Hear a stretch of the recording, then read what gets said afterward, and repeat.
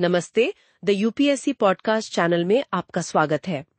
आज UPSC sociology optional की हमारी श्रृंखला में हम समाज में सामाजिक स्तरीकरण यानी सोशल स्ट्रैटिफिकेशन पर बात करेंगे और इससे जुड़े कुछ और मुद्दे भी हैं, जैसे इक्वालिटी, इनइक्वालिटी, हायरार्की, एक्सक्लूजन, गरीबी, वंचना, इन सब पर भी चर्चा होगी। बिल्कुल। तो आज हम समझने की कोशिश करेंगे कि समाज में ये जो ऊंच नीच है, ये अलग अलग परतें, ये स्ट्रेटा, ये क्यों और कैसे बनती हैं। हाँ, क्योंकि ये सिर्फ नेचुरल डिफरेंसेस की बात नहीं है, जैसे कोई लंबा है, कोई छोटा, या उम्र का फर्क, लिंग का फर्क। नहीं, बिल्कुल नहीं। समाज इससे आगे जाता है। समाज क्या करता है कि वो कुछ सोशली अप्रूव्ड क्राइटेरिया, कुछ पैमाने तय करता है। जैसे कि भाई पैसा हो गया, ऑक्यूपेशन हो गया, कौन किस परिवार से है, और फिर इन पैमानों पर लोगों को महत्व देता है, ऊंचा नीचा आंकता है। और यहीं से सोशल इनइक्वालिटी या सामाजिक असमानता की जड़ें शुरू होती हैं। एग्जैक्टली। और सोशल स्ट्रैटिफिकेशन जो है वो इसी असमानता का एक, आप कह सकते हैं, इंस्टीट्यूशनलाइज्ड या स्ट्रक्चर्ड रूप है।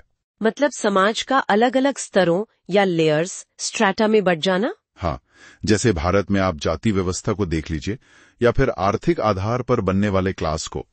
हर लेयर के सदस्यों की अपनी एक पहचान होती है, एक सी लाइफस्टाइल होती है ना? अच्छा, तो ये स्ट्रैटिफिकेशन सिर्फ एक बंटवारा नहीं है, ये एक प्रोसेस भी है, एक प्रक्रिया। हाँ, ये बहुत महत्वपूर्ण बात है। ये एक प्रोसेस ऑफ इंटरैक्शन और डिफरेंशिएशन है। इसमें दो बातें जरूरी हैं, खासकर मॉडर्न स्ट्रैटिफिकेशन में। कौन सी दो बातें? एक तो विशेषताओं के आधार पर भेद करना, मतलब डिफरेंशिएशन, और दूसरा उन विशेषताओं का मूल्यांकन करके रैंकिंग करना। यानी पहले आप फर्क करते हैं, फिर उस फर्क को महत्व देकर ऊपर नीचे रखते हैं। सही पकड़ा। और ये रैंकिंग अक्सर प्रेस्टीज, मतलब इज्जत, या प्रिविलेजेस या वेल्थ और पावर, इन पैमानों पर होती है। और ये जो रैंकिंग के आधार हैं, ये दो तरह के हो सकते हैं, है ना? एक तो अस्क्राइब्ड। हाँ, अस्क्राइब्ड क्वालिटीज जो आपको जन्म से मिलती हैं, जैसे आपकी जाति, आपका लिंग। और दूसरी अचीव्ड क्वालिटीज। बिल्कुल, अचीव्ड, जो आपने खुद हासिल की, अपनी मेहनत से, अपनी काबिलियत से, जैसे आपकी एजुकेशन, आपका प्रोफेशन, कोई बड़ा पद। तो ये जो सिस्टम है स्ट्रैटिफिकेशन का, ये हमेशा से था समाज में? नहीं, ये एक दिलचस्प बात है। ये हमेशा से नहीं था। अगर हम पुराने समाजों को देखें, जैसे hunting and food gathering societies, शिकारी समाज, हाँ, उनमें इंडिविजुअल डिफरेंशिएशन तो था। मतलब कोई बहुत अच्छा शिकारी हो सकता था, या कोई शामन होगा जिसकी ज्यादा इज्जत होगी। पर वो स्ट्रैटिफिकेशन नहीं था, पूरे समूह की रैंकिंग नहीं थी। नहीं, वो नहीं था। क्यों? क्योंकि देखिए, उस समय की उत्पादन तकनीक बहुत पिछड़ी हुई थी, आबादी कम थी, समाज बहुत सरल था, और शायद इकोनॉमिक सरप्लस भी नहीं होता होगा, मतलब जरूरत से ज्यादा उत्पादन। एग्जैक्टली, यही की पॉइंट है। इकोनॉमिक सरप्लस था ही नहीं, लोग बस गुजारे लायक ही जुटा पाते थे। तो जब अतिरिक्त धन या वेल्थ एक्यूमुलेशन संभव ही नहीं था, तो उसके आधार पर स्थायी ऊंच नीच वाले समूह कैसे बनते? समझ गई। तो फिर ये स्ट्रैटिफिकेशन शुरू कब हुआ? वो टर्निंग पॉइंट क्या था? वो पॉइंट आया जब एनिमल हस्बेंड्री और एग्रीकल्चर का विकास हुआ, पशुपालन और खेती। अच्छा, उससे क्या बदला? उससे तकनीक बेहतर हुई, लोग एक जगह टिक कर रहने लगे, समुदाय बसने लगे, और सबसे बड़ी बात, अब इकोनॉमिक सरप्लस संभव हो गया। जरूरत से ज्यादा अनाज उगाया जा सकता था, मवेशी पाले जा सकते थे। तो अब वेल्थ जमा हो सकती थी अनाज के रूप में, मवेशियों के रूप में, बाद में जमीन के रूप में। हाँ, और यहीं से वो प्रक्रिया शुरू हुई। आबादी बढ़ी, व्यापार यानी बार्टर और एक्सचेंज बढ़ा, फिर मुद्रा आई, टूल्स ऑफ एक्सचेंज आए, और फिर कुछ लोगों का इन रिसोर्सेज पर, वेल्थ पर और पावर पर ज्यादा कंट्रोल हो गया होगा। बिल्कुल, समाज कॉम्प्लेक्स होता गया, श्रम विभाजन, डिवीजन ऑफ लेबर बढ़ा, शहरी और ग्रामीण केंद्र बने। अब इतनी जटिलता को संभालने के लिए नए सोशल इंस्टीट्यूशंस की जरूरत पड़ी, संगठित धर्म आया, विशेषज्ञ समूह बने, शासक वर्ग उभरा। तो एक तरह से स्ट्रैटिफिकेशन समाज को चलाने के लिए जरूरी हो गया, एक एवोल्यूशनरी फंक्शनल नेसेसिटी। हाँ, कुछ समाजशास्त्री इसे ऐसे ही देखते हैं। हालांकि ये नेसेसिटी वाला पॉइंट थोड़ा कंट्रोवर्शियल भी है, इस पर अलग अलग पर्सपेक्टिव्स हैं। पर हाँ, समाज के विकास के साथ ये व्यवस्था उभरी। ठीक है, तो इसके ऑर्गेनाइजिंग प्रिंसिपल्स क्या हैं? मतलब किन मुख्य आधारों पर ये परतें बनती हैं? देखिए, मुख्य तौर पर 3 आधार माने जाते हैं। पहला है स्टेटस, यानी सामाजिक प्रतिष्ठा, हैसियत। दूसरा है वेल्थ यानी संपत्ति, आर्थिक संसाधन। और तीसरा है पावर यानी शक्ति। Status, wealth and power. हाँ, सरल समाजों में भी जैसा हमने कहा, किसी की व्यक्तिगत हैसियत ज्यादा हो सकती थी, जैसे कोई जादूगर या कुशल शिकारी, पर वो व्यक्तिगत भिन्नता थी। स्ट्रैटिफिकेशन तब होता है जब पूरे समूह को रैंक किया जाता है। बिल्कुल, जब आप पूरे के पूरे ग्रुप को, जैसे किसी जाति को या किसी वर्ग, क्लास को इन आधारों पर ऊपर या नीचे रखते हैं। समझ गए। तो जाहिर है कई समाजशास्त्रियों ने इसे डिफाइन करने की कोशिश भी की होगी। ऑगबनिन, निम्कोव, लैंडबर्ग, जिसबर्ट, विलियम्स, मरी, टोमिन, इन सब ने परिभाषाएं दी हैं। हाँ, दी हैं। और अगर आप उन सब का कोर आइडिया देखें तो वो लगभग एक जैसा ही है। क्या है वो कोर आइडिया? मूल भाव यही है कि स्तरीकरण समाज का स्थायी समूहों, परमानेंट ग्रुप्स में विभाजन है। ये एक हायरार्की है, एक ऊंच नीच का पदानुक्रम है, स्टेटस और पोजीशंस का। इसमें असमानता निहित है। और ये व्यवस्था पावर, प्रॉपर्टी और सोशल इवैल्यूएशन यानी समाज किस चीज को कितना महत्व देता है उस पर आधारित है। बिल्कुल। और ये महज एक थ्योरेटिकल कॉन्सेप्ट नहीं है, ये व्यवस्था पीढ़ी दर पीढ़ी चलती है, लोगों के लाइफ चांसेस को, उनके अवसरों को गहराई से प्रभावित करती है। कौन कहाँ पैदा हुआ ये तय कर देता है कि उसे कितने संसाधन मिलेंगे, कितने अवसर मिलेंगे। हाँ, और यहीं से फिर एक्सक्लूजन, पॉवर्टी, डेप्रिवेशन जैसी समस्याएं जुड़ जाती हैं। प्रिसाइजली, ये सब स्ट्रैटिफिकेशन के ही परिणाम हैं या उससे बहुत गहरे जुड़े हुए हैं। चलिए आगे बढ़ते हैं। ठीक है। अब सामाजिक स्तरीकरण यानी सोशल स्ट्रैटिफिकेशन की उत्पत्ति, उसके ओरिजिन्स पे थोड़ी नजर डालते हैं। देखो, ये बड़ा इंटरेस्टिंग है कि ये ऊंच नीच समाज में आई कहां से, इस पर कितने अलग अलग विचार हैं। हाँ बिल्कुल। एक नजरिया तो है जैसे डेविस का, वो कहते हैं फंक्शनल नेसेसिटी। फंक्शनल नेसेसिटी मतलब उनका मानना था कि समाज को ठीक से चलाने के लिए ना कुछ पोजीशंस, कुछ नौकरियां ज्यादा जरूरी होती हैं। अच्छा। जैसे डॉक्टर या इंजीनियर, हाँ, या लीडर्स। तो अब इन जरूरी पोजीशंस पर सबसे काबिल लोग आए, इसके लिए उन्हें ज्यादा इंसेंटिव देना पड़ता है, ज्यादा सैलरीज, ज्यादा इज्जत, ज्यादा रिवॉर्ड्स। ओके। और बस इसी रिवॉर्ड के चक्कर में समाज में ये स्ट्रैटिफिकेशन, ये परतें बन जाती हैं। अच्छा, मतलब उनके हिसाब से तो ये असमानता एक तरह से समाज के लिए जरूरी है। हाँ, ये तो थोड़ी अजीब बात नहीं लगती? हाँ, ये फंक्शनलिस्ट नजरिया है। इस पर काफी बहस भी हुई है। फिर दूसरी तरफ देखो, सोरोकिन जैसे विचारक हैं। हाँ, वो मानते हैं कि ये इनहेरिटेड डिफरेंसेस और एनवायरमेंटल कंडीशंस के कारण है। मतलब कुछ अंतर हमें विरासत में मिलते हैं और कुछ हमारे माहौल की वजह से होते हैं। जैसे कोई अमीर घर में पैदा हुआ या किसी को बचपन से ही अच्छे स्कूल में पढ़ने का मौका मिला। एग्जैक्टली। तो उनको दूसरों पर एक तरह की बढ़त मिल जाती है शुरू से ही। और कार्ल मार्क्स का एंगल तो शायद सबसे अलग है। वो तो सब कुछ इकोनॉमी से जोड़ते थे। बिल्कुल। मार्क्स के लिए तो ये सारा खेल इकोनॉमिक है। किसके पास प्रोडक्शन के साधन है, मतलब फैक्ट्री, जमीन, पैसा, और किसके पास नहीं है। हाँ, हैव्स और हैव नॉट्स वाली बात। सही कहा। और यही चीज वर्ग संघर्ष, क्लास स्ट्रगल पैदा करती है और स्ट्रैटिफिकेशन को मजबूत करती है। और भी थे ना कुछ व्यूज, जैसे वो कॉन्क्वेस्ट वाला। हाँ, गुम्प्लोवियोस का। उन्होंने कहा कि जब एक समूह दूसरे पर जीत हासिल करता है, कॉन्क्वेस्ट करता है, तो जीतने वाला खुद को ऊपर रख लेता है और हारने वाले को नीचे। Okay, power dynamics. बिल्कुल। और स्पेंगलर का भी एक आइडिया था कि जब समाज में फंक्शंस और पावर्स के हिसाब से चीजों की कमी होती है, स्कैसिटी होती है, तब भी स्ट्रैटिफिकेशन बनता है। मतलब जिसके पास रिसोर्स या पावर है वो ऊपर चला गया। हाँ, और कुछ ने तो रेशियल डिफरेंसेस, नस्लीय भेद को भी इसका कारण माना है। तो आप देखो कितने सारे अलग अलग एंगल हैं इसे समझने के। सही बात है। अच्छा, ये तो हुई कि ये शुरू कैसे हुआ, पर ये स्ट्रैटिफिकेशन असल में दिखता कैसे है हमारे आसपास? मतलब इसके फॉर्म्स क्या हैं, टाइप क्या है इसके? हाँ, देखो, मुख्य रूप से 4 तरह के सिस्टम ज्यादा डिस्कस होते हैं। कास्ट यानी जाति, क्लास यानी वर्ग, एस्टेट और स्लेवरी यानी गुलामी। इंडिया में तो कास्ट सिस्टम सबसे बड़ा उदाहरण है। बिल्कुल।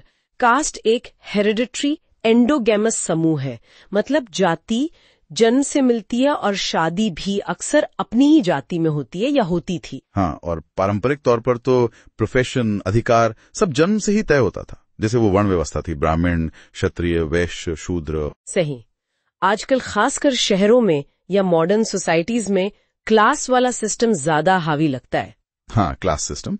इसमें आपकी पोजीशन, आपकी अचीवमेंट और एबिलिटी पर ज्यादा निर्भर करती है, ऐसा कहते हैं। हाँ, मतलब आप अपनी पैदाइशी विशेषताओं और पैसों का कैसे इस्तेमाल करते हैं, आपकी मेहनत, आपकी एजुकेशन, आपका बिजनेस, ये सब आपका क्लास स्टेटस तय करने में मदद करता है। तो इसमें थोड़ी फ्लेक्सिबिलिटी है, मतलब कास्ट की तरह एकदम फिक्स नहीं है। हाँ, थ्योरी में तो यही है कि क्लास सिस्टम ज्यादा ओपन है, आप मेहनत करके ऊपर जा सकते हैं। हालांकि प्रैक्टिकली इसमें भी बहुत चैलेंज होते हैं। और एस्टेट सिस्टम, वो क्या था? एस्टेट सिस्टम ज्यादातर मध्ययुगीन यूरोप, मिडीवल यूरोप में देखने को मिलता था। इसमें जन्म का रोल तो था ही, साथ में धन दौलत यानी वेल्थ एंड पोजेशंस पर भी जोर था। अच्छा। समाज अलग अलग एस्टेट्स में बटा था, जैसे पादरी, अभिजात वर्ग और आम लोग।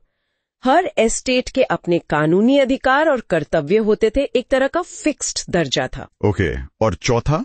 स्लेवरी। हाँ, गुलामी। ये तो शायद सबसे चरम, सबसे एक्सट्रीम रूप था स्ट्रैटिफिकेशन का। ये पूरी तरह इकोनॉमिक बेसिस पर था। मतलब गुलाम को इंसान ने बल्कि मालिक की प्रॉपर्टी, उसकी संपत्ति समझा जाता था। मालिक की शक्ति उस पर अनलिमिटेड होती थी, वो उसे खरीद बेच सकता था, कोई अधिकार नहीं थे गुलाम के पास। ओह, ये तो बहुत ही भयानक है। हाँ बिल्कुल।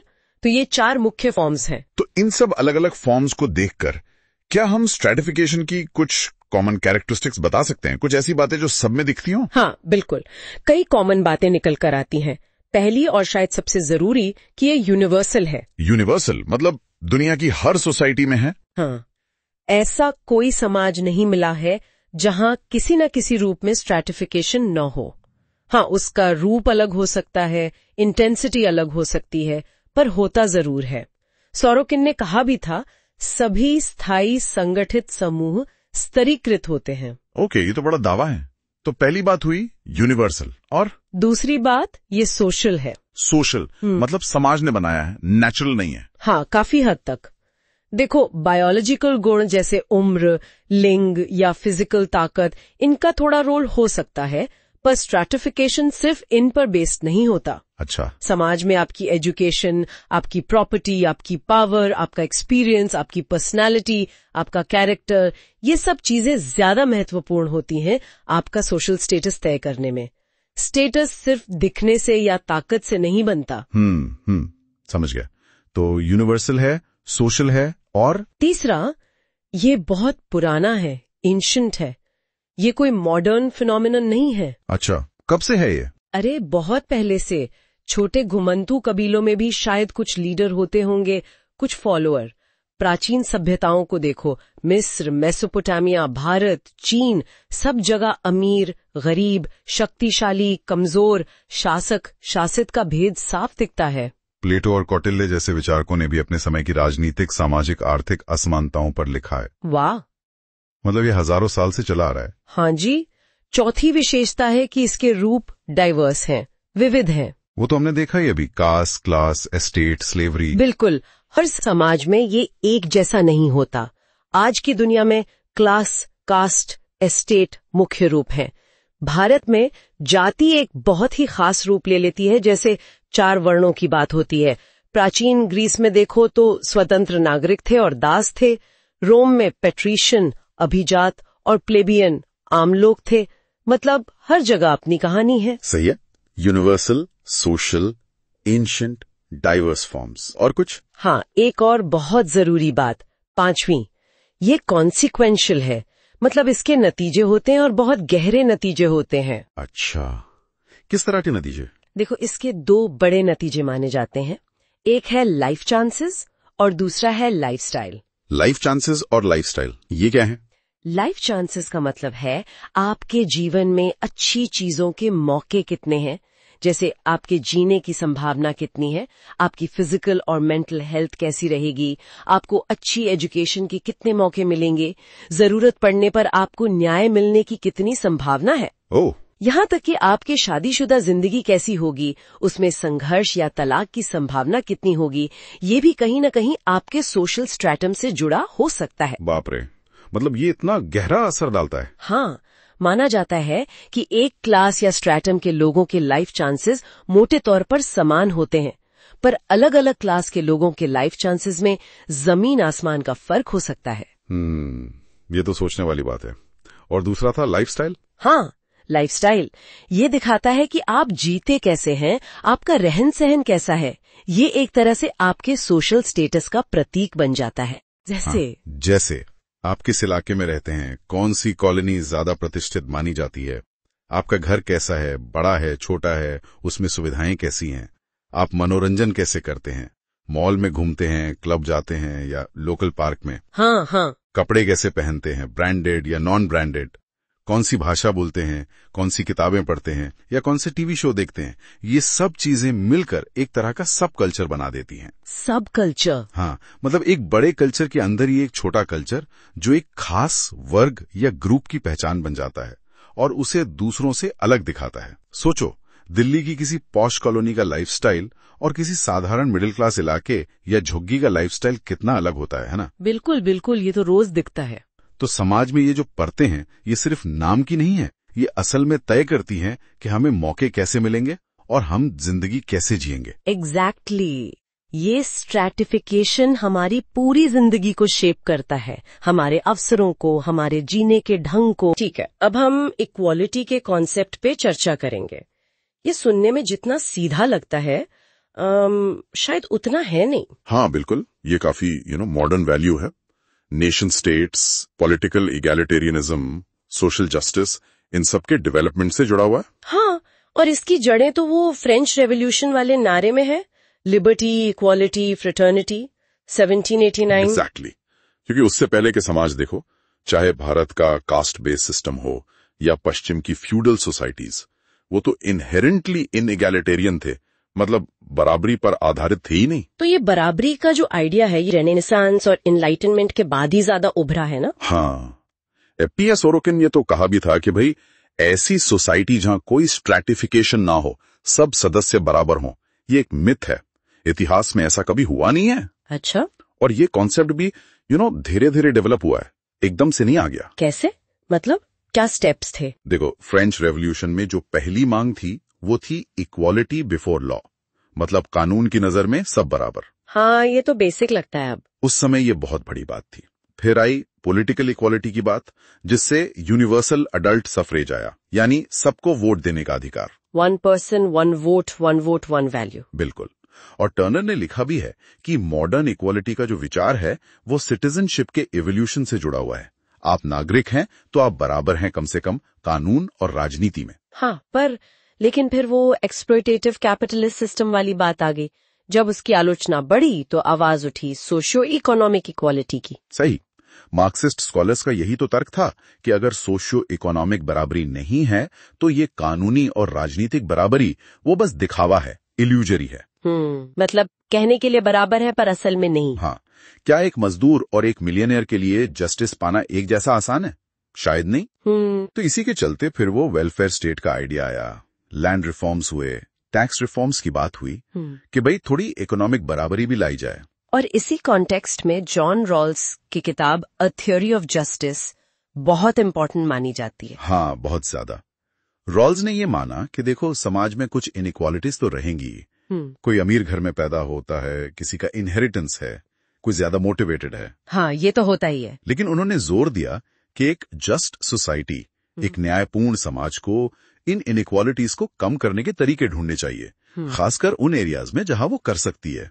जैसे उन्होंने फेयर इक्वालिटी ऑफ अपॉर्चुनिटी की बात की, मतलब सबको मौके बराबर मिले, स्टार्टिंग लाइन सेम हो। अच्छा। इसके लिए डिस्क्रिमिनेशन खत्म करना जरूरी है, सबको अच्छी एजुकेशन मिलनी चाहिए आसानी से। रॉल्स ने इक्वालिटी को समाज के बेसिक स्ट्रक्चर से जोड़ा, मतलब वो ढांचा जो हमारे राइट्स और ड्यूटीज तय करता है और सोशल व इकोनॉमिक एडवांटेजेस का डिस्ट्रीब्यूशन कैसे होगा ये रेगुलेट करता है। हाल के दिनों में फेमिनिस्ट स्कॉलर्स ने जेंडर इक्वालिटी के मुद्दों को बहुत जोर शोर से उठाया है, वर्क प्लेस हो, घर हो, हर जगह। बिल्कुल। और ये बहस अब देखो ट्रांसजेंडर राइट्स तक पहुंच गई है। होमोसेक्सुअलिटी से जुड़े इंडियन पीनल कोड के आर्टिकल 377 का डीक्रिमिनलाइजेशन हुआ। ये सब उसी ब्रॉडर कॉन्वर्सेशन का हिस्सा है। तो फिर सबसे बड़ा सवाल शायद यही है, इक्वल इन व्हाट? किस चीज में बराबरी चाहिए हमें? हाँ, ये सबसे क्रूशल सवाल है, क्योंकि सोशल साइंसेज में इसके कई मतलब निकाले जाते हैं। अच्छा, क्या क्या है वो? एक तो है फाउंडेशनल इक्वालिटी। ये विचार के सभी इंसान बराबर पैदा होते हैं, मतलब उनकी जिंदगी की मॉरल वैल्यू बराबर है, कोई जन्म से ऊंचा या नीचा नहीं। ओके, ये तो फंडामेंटल है। हाँ, फिर है फॉर्मल इक्वालिटी। ये समाज में व्यक्तियों के फॉर्मल स्टेटस की बात करता है, उनके राइट्स और एंटाइटलमेंट्स क्या हैं। जैसे? इसका सबसे साफ रूप है लीगल इक्वालिटी, कानून के सामने बराबरी, और political equality, universal suffrage, 1 person 1 vote, कागज पर बराबरी। ठीक है। फिर आता है इक्वालिटी ऑफ अपॉर्चुनिटी, और ये थोड़ा कॉम्प्लेक्स है। इसका मतलब है कि सबको शुरुआत एक जैसी मिले, लाइफ चांसेस बराबर हों। ये फॉर्मल इक्वालिटी की कमियों को देखकर डेवलप हुआ। मतलब अगर कोई बहुत गरीब है तो उसके लिए फॉर्मल लीगल इक्वालिटी का क्या मतलब, अगर वो वकील ही नहीं कर सकता? बिल्कुल, जहां बहुत ज्यादा इकोनॉमिक इनइक्वालिटी हो वहां फॉर्मल इक्वालिटी का ज्यादा मतलब नहीं रह जाता। तो तर्क ये दिया गया कि लोगों को फेयर चांस मिलना चाहिए, एक लेवल प्लेइंग फील्ड। हाँ। उन्हें राइट्स और रिसोर्सेज में बराबरी मिले ताकि वे अपना टैलेंट निखार सकें। बेसिकली ये इक्वालिटी ऑफ कंडीशंस बनाने की कोशिश है ताकि लोग अपनी मेरिट के आधार पर अनइक्वल बन सके, अगर बने तो। अच्छा, मतलब स्टार्टिंग लाइन सेम कर दो। हाँ। फिर रेस में जो आगे निकले वो उसकी काबिलियत। हाँ, सॉर्ट ऑफ। वेलफेयर स्टेट और सोशल जस्टिस के कॉन्सेप्ट्स इसी से जुड़े हैं। जैसे भारत में राइट टू एजुकेशन अब फंडामेंटल राइट है। हाँ। या मान लो यूपीएससी का एग्जाम है, ग्रेजुएशन मिनिमम एलिजिबिलिटी है, चाहे कैंडिडेट किसी भी कास्ट, क्लास या रिलीजन का हो। ये अपॉर्चुनिटी की इक्वालिटी है। अंडरस्टूड। और चौथा है इक्वालिटी ऑफ आउटकम, और ये सबसे ज्यादा कंट्रोवर्शियल है। आउटकम मतलब नतीजा? हाँ, इसका मतलब है रिवॉर्ड्स का बराबर डिस्ट्रीब्यूशन हो, जैसे इनकम, वेल्थ और दूसरी सोशल गुड्स का बराबर बंटवारा हो। ओह, मतलब सबको बराबर मिले। हाँ, मार्क्स का जो कम्युनिस्ट सोसाइटी का सपना था वो इसी पर आधारित था। From each according to his ability to each according to his need. यहीं पर मामला गर्मा जाता है, जैसा आपने कहा। फाउंडेशनल और फॉर्मल इक्वालिटी पर तो चलो ज्यादातर लिबरल डेमोक्रेटिक सोसाइटीज सहमत हैं, कम से कम सिद्धांत में। हाँ, मोस्टली। लेकिन ये इक्वालिटी ऑफ आउटकम या सोशल इक्वालिटी, इस पर भारी कंट्रोवर्सी है।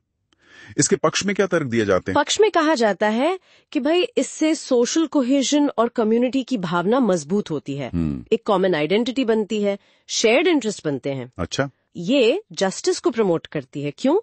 क्योंकि ज्यादातर जो सोशल इनइक्वालिटी हम देखते हैं वो समाज के अनइक्वल ट्रीटमेंट से पैदा होती है, ना कि किसी की नेचुरल प्रतिभा की कमी से। ये बात तो सोचने वाली है। और ये फ्रीडम बढ़ाती है। कैसे? ये लोगों को गरीबी से बचाती है, उनकी बेसिक नीड्स पूरी करती है, जिससे वे सेल्फ फुलफिलमेंट पा सकें। भूखे पेट तो आजादी भी अधूरी लगती है। सही बात है। और एक तर्क ये भी है कि यही असल में मीनिंगफुल इक्वालिटी है, क्योंकि बाकी सब लीगल पॉलिटिकल इक्वालिटी वो तभी काम करेंगी जब लोगों के पास रफली इक्वल सोशल रिसोर्सेज हों, वरना वो कागजी रह जाएंगी। ओके। हाँ, ये तो हो गए पक्ष के तर्क। इसके खिलाफ क्या कहा जाता है? खिलाफ भी जोरदार आर्ग्यूमेंट्स हैं। पहला कि ये अनजस्ट है। अनजस्ट कैसे?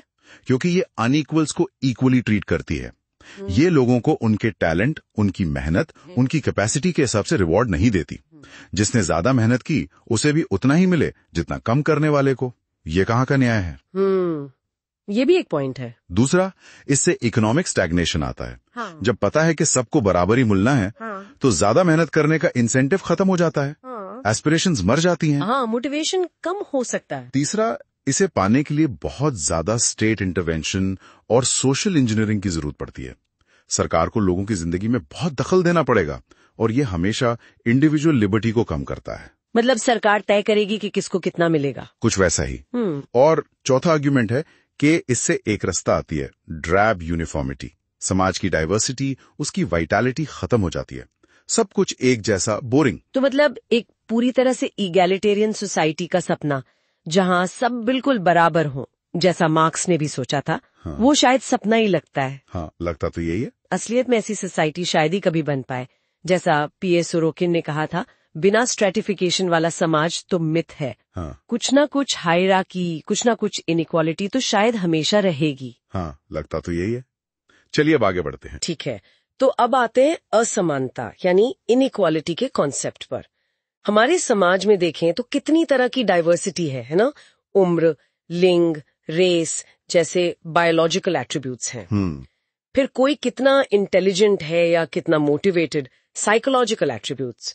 और फिर जाहिर है वेल्थ, पावर, प्रेस्टीज जैसे सोशल एट्रीब्यूट्स भी। बिल्कुल, बहुत सारे डायमेंशंस हैं ये तो। हाँ, और जब इन अलग अलग कैटेगरीज के लोगों को बस अलग माना जाता है, मतलब किसी को ज्यादा इम्पोर्टेंट समझे बिना, तो उसे कहते हैं सोशल डिफरेंशिएशन। अच्छा। जैसे भारत में ही देख लें, अलग अलग भाषाएं बोलने वाले लोग हैं या अलग अलग धर्मों को मानने वाले, कोई किसी से ऊपर या नीचे नहीं है, सब अपनी अपनी जगह इम्पोर्टेंट है। ये एक तरह की हॉरिजॉन्टल व्यवस्था हुई। हाँ, थियोरेटिकली तो यही है, पर असलियत में समाज पूरी तरह से इगैलिटेरियन, मतलब एकदम समान होता कहाँ है? शायद ही कोई ऐसा समाज हो। सही बात है। लगभग हर सोसाइटी में किसी न किसी रूप में सोशल इनइक्वालिटी तो मौजूद है ही। ये रोजमर्रा की सच्चाई भी है, और हाँ, कई बार इसे सभ्य समाज के लिए एक बड़ी समस्या, एक चैलेंज भी माना जाता है। खासकर ये जो पावर और प्रेस्टीज का बंटवारा है ना, ये अक्सर काफी असमान होता है। हाँ, और ये पावर, प्रेस्टीज और वेल्थ असल में है क्या, जरा इसे खोलते हैं, थोड़ा समझ लेते हैं। हाँ जरूर। तो पावर मतलब हुआ दूसरों पर अपनी इच्छा थोपने की क्षमता, चाहे उनकी मर्जी हो या ना हो। बिल्कुल, जैसे ऑफिस का बॉस या कोई पॉलिटिकल लीडर जिसकी चलती हो। हाँ, और प्रेस्टीज हुआ वो मान सम्मान या इज्जत जो किसी सोशल पद या व्यक्ति से जुड़ा हो, जैसे डॉक्टर का रुतबा होता है या किसी माने हुए कलाकार की इज्जत जी। और वेल्थ तो खैर सीधी सी बात है, भौतिक संपत्ति जिसे समाज में वैल्यू दी जाती है, पैसा, जमीन, जायदाद, ये सब। बिल्कुल, और सबसे महत्वपूर्ण बात यहाँ ये है कि जब इन अंतरों को सिर्फ पहचाना जाता है, मतलब उन्हें लेबल नहीं किया जाता अच्छा बुरा कहकर या सोशल रिवॉर्ड से नहीं जोड़ा जाता, तब तक वो सिर्फ डिफरेंशिएशन है। लेकिन जैसे ही इन अंतरों को सुपीरियरिटी या इंफीरियरिटी के पैमाने पर तौलना शुरू कर देते हैं, अच्छा, और उसके बेसिस पर वेल्थ, प्रेस्टीज या पावर का असमान बंटवारा होता है, तब वो सोशल इनइक्वालिटी बन जाती है। समझ गई। तो मतलब रैंकिंग आ जाती है बीच में। Exactly, ranking. और इसी इनइक्वालिटी का एक खास रूप है हायरार्की, मतलब लोगों या समूहों की रैंकिंग किसी तय पैमाने पर, जैसे धन, प्रतिष्ठा या शक्ति के आधार पर। हाँ, लुइस डुमोंट ने इसे बहुत अच्छे से समझाया है कि ये एक ऐसी व्यवस्था है जिसमें पूरे सिस्टम के एलिमेंट्स को उसी सिस्टम के संदर्भ में रैंक किया जाता है, मतलब कौन ऊपर कौन नीचे। यहाँ ये ध्यान देना भी जरूरी है कि इक्वालिटी ऑफ अपॉर्चुनिटी यानी अवसर की समानता का जो पॉलिटिकल आदर्श है, हाँ, वो जातिगत पदानुक्रम मतलब कास्ट हायरार्की जैसी चीजों का तो विरोध करता है जो जन्म पर आधारित है। ठीक है, लेकिन वो हर तरह की हायरार्की का विरोध नहीं करता। हायरार्की अपने आप में आरोपित यानी एस्क्राइब्ड हो सकती है, जैसे जन्माधारित जाति, या फिर अर्जित यानी अचीव्ड भी हो सकती है, जो योग्यता पर आधारित हो, सेक्युलर हो, जैसे किसी कंपनी में पोजीशंस। हाँ, ये अच्छा पॉइंट है।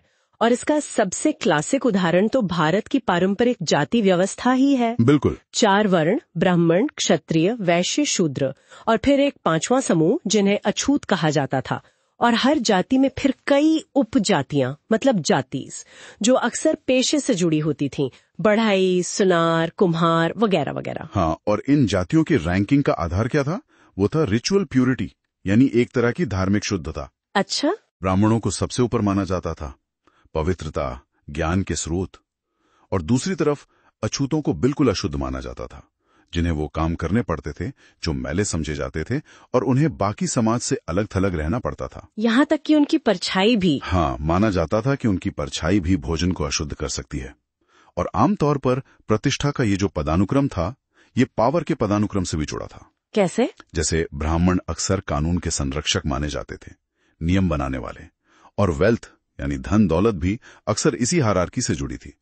ऊंची जातियां ही ज्यादातर जमीन की मालिक होती थी। बाप रे, मतलब जन्म से ही आपकी सामाजिक स्थिति लगभग तय हो जाती थी। और सोशल मोबिलिटी, मतलब अपनी स्थिति सुधारने या ऊपर उठने के मौके बहुत ही सीमित थे। हाँ, बहुत ज्यादा लिमिटेड थे। इसके विपरीत जो ओपन सोसाइटीज होती हैं, जहां अवसर की समानता की बात होती है, वहां हायरार्की एक कॉम्पिटिटिव प्रोसेस से तय होती है, और सिद्धांतिक रूप से थियोरेटिकली कोई भी कम्पीट कर सकता है। ये हुई सेक्युलर हायरार्की। ठीक है, तो हायरार्की की जड़ में क्या है? रिवॉर्ड्स का असमान वितरण। जब ये रिवॉर्ड्स वेल्थ, प्रेस्टीज, पावर असमान रूप से बढ़ते हैं, तो सोशल हायरार्की बनती है। ये व्यक्तियों की रैंकिंग भी हो सकती है और समूहों की भी। और जब समूहों की रैंकिंग होती है उसे क्या कहते हैं? उसे सोशल स्ट्रैटिफिकेशन कहते हैं ना। बिल्कुल, सोशल स्ट्रैटिफिकेशन ये सोशल इनइक्वालिटी का एक रूप है, जहां सामाजिक समूह, सोशल ग्रुप्स एक दूसरे के ऊपर रैंक किए जाते हैं पावर, प्रेस्टीज, वेल्थ के आधार पर। एक समूह के सदस्यों में अक्सर कॉमन इंटरेस्ट्स होते हैं, एक कॉमन आइडेंटिटी होती है और एक जैसी लाइफस्टाइल भी देखने को मिलती है। जैसे भारतीय जाति व्यवस्था इसका एक बहुत बड़ा उदाहरण है। अच्छा। हालांकि कुछ समाजशास्त्री ये भी मानते हैं कि सोशल इनइक्वालिटी बिना स्ट्रैटिफिकेशन के भी हो सकती है।